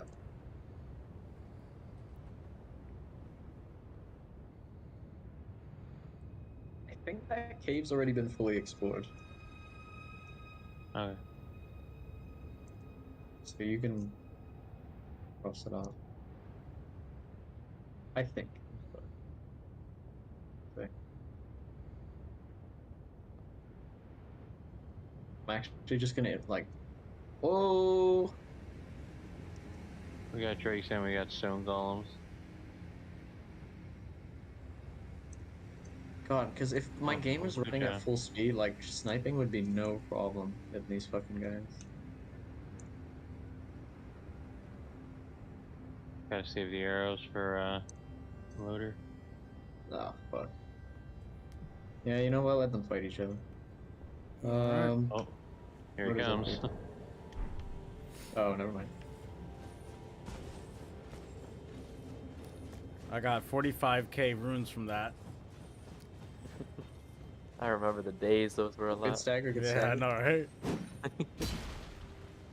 There he goes. Alright. Crystals used to be valuable. Well, she is very happy, so I'm glad I was able to help. I'm assuming I'm heading the right way. It's just higher up into the mountain. Yeah. Precisely.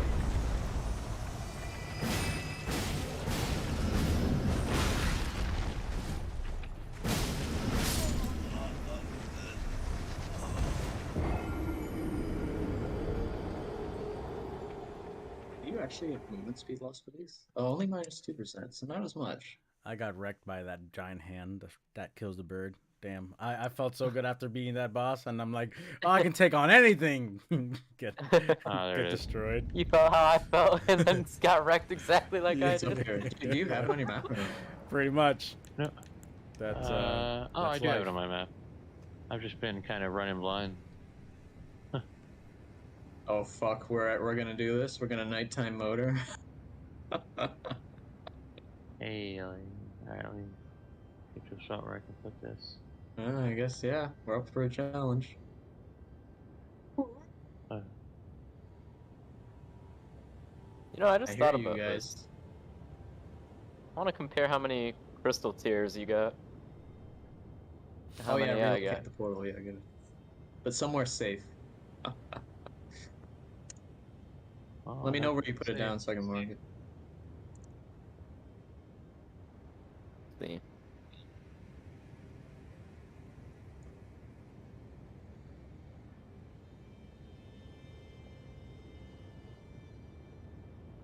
Okay, right at your Okay. location then. Yep. Okay. Oh, let's not whack it. We got about the same amount. Hey, deal. I'm gonna just brood it up again. This time with some poison arrows, obsidian arrows at the back. I hear the wolves. I don't see them, so I'm just gonna deal with them as they come. And I'm gonna eat up again. This is gonna be a long battle. In fact, I think our rested will expire. But, oh, there you go.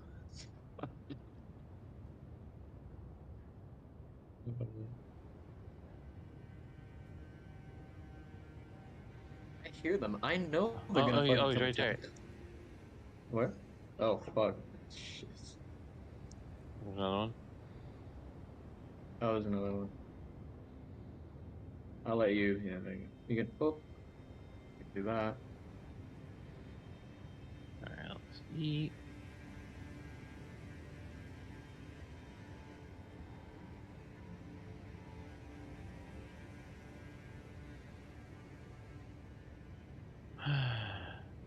Can I do a fire? I don't have any stone. Oh, you don't have any stone. Why don't you go just find some? Huh? Huh? Yeah, I brought my pickaxe. Oh, okay. Well, you know. Okay. Well, I will say I did co-op in this game and I did PvP. I am complete. Now I can say I beat the game fully. Nothing else for me to do. No, I'm joking. Oh, there you go. I Yeah. mean, have you seen the amount of crystal tears you still got left to get? At least. I don't need none of those. I beat the game already. Apparently, I'm missing, from what it looks like, I hear more of those little fuckers. 8. Yeah, they're gonna go. I'm missing 8. Or how much rested bonus is that? Just 8 minutes? 8 minutes, yeah. Okay, I still have like 8 minutes 20 seconds. All right, well, then I guess I gotta go do some crystal tear hunting next time. Here she comes. Imagine a blizzard in the middle of this fucking shit. Alright. Oh, think I'm gonna end my I stream thought I here, fucking though. timed it well. God. Whoa, whoa, whoa, whoa! Ah, you little bitch. You Thanks for the Yeah, no, podcast, Bob. it's a 0 star. So You're welcome, dude. I appreciate my you God, joining I me took and half helping my me health and damage. do the podcast. Because without you, Oh, that's it'll be a right. lonely man's podcast. Yeah, it's funny. Planned on like an hour if we could even manage that much.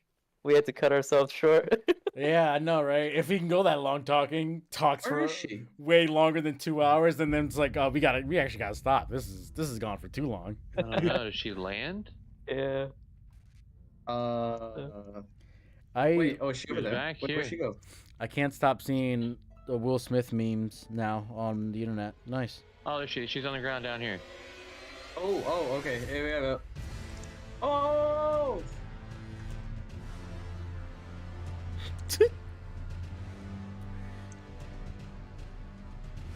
All right. Well, the stream's over. Thanks to anyone and everyone who checked it out, watched, and enjoyed. I gotta call it night because I gotta go work tomorrow, and it's about to be 3 o'clock in about a half hour. So, Is it? oh, but really? then Damn. the music hits though, and I'm like, bum bum. Yeah. That's why I haven't ended my streaming. I'm just listening to the music. But alrighty, I do indeed have to end the stream. So thank you for watching. I'll catch you next time. But as always, you know what time it is. Keep on keeping on.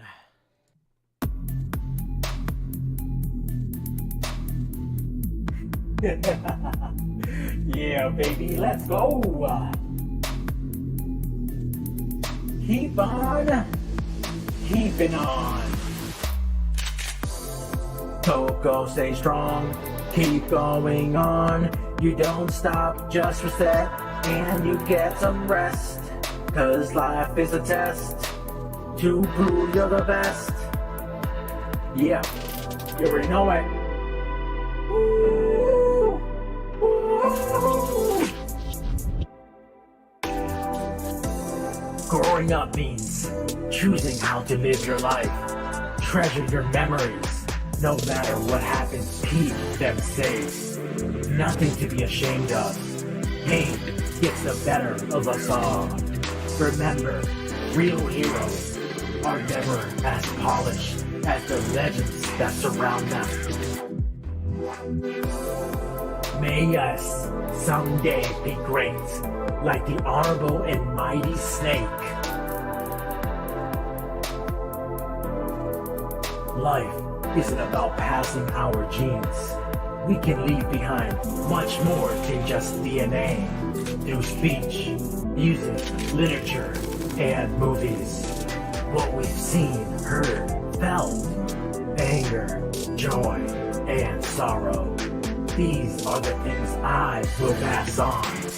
That's what I live for. You can keep your faith. I put my trust in Boss. A strong man doesn't need to read the future. He makes his own. Mistakes are also important to me. I don't cross them out of my life, our memory. And I never blame others for them. Building the future and keeping the past alive are one and the same thing. Find something to believe in. When you do, pass it on to the future. Give yourself time. Ideas will come. Life will shake you, grow you, maybe embrace you. The music will find you. At the end of it all, it's the code you live by that defines who you are. You know what? You're starting to remind me of me 50 years back, minus the charisma in the impressive cod. You're pretty good.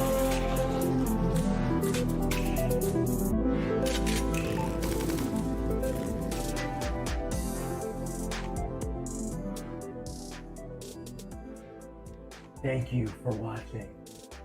Until next time, keep on keeping on.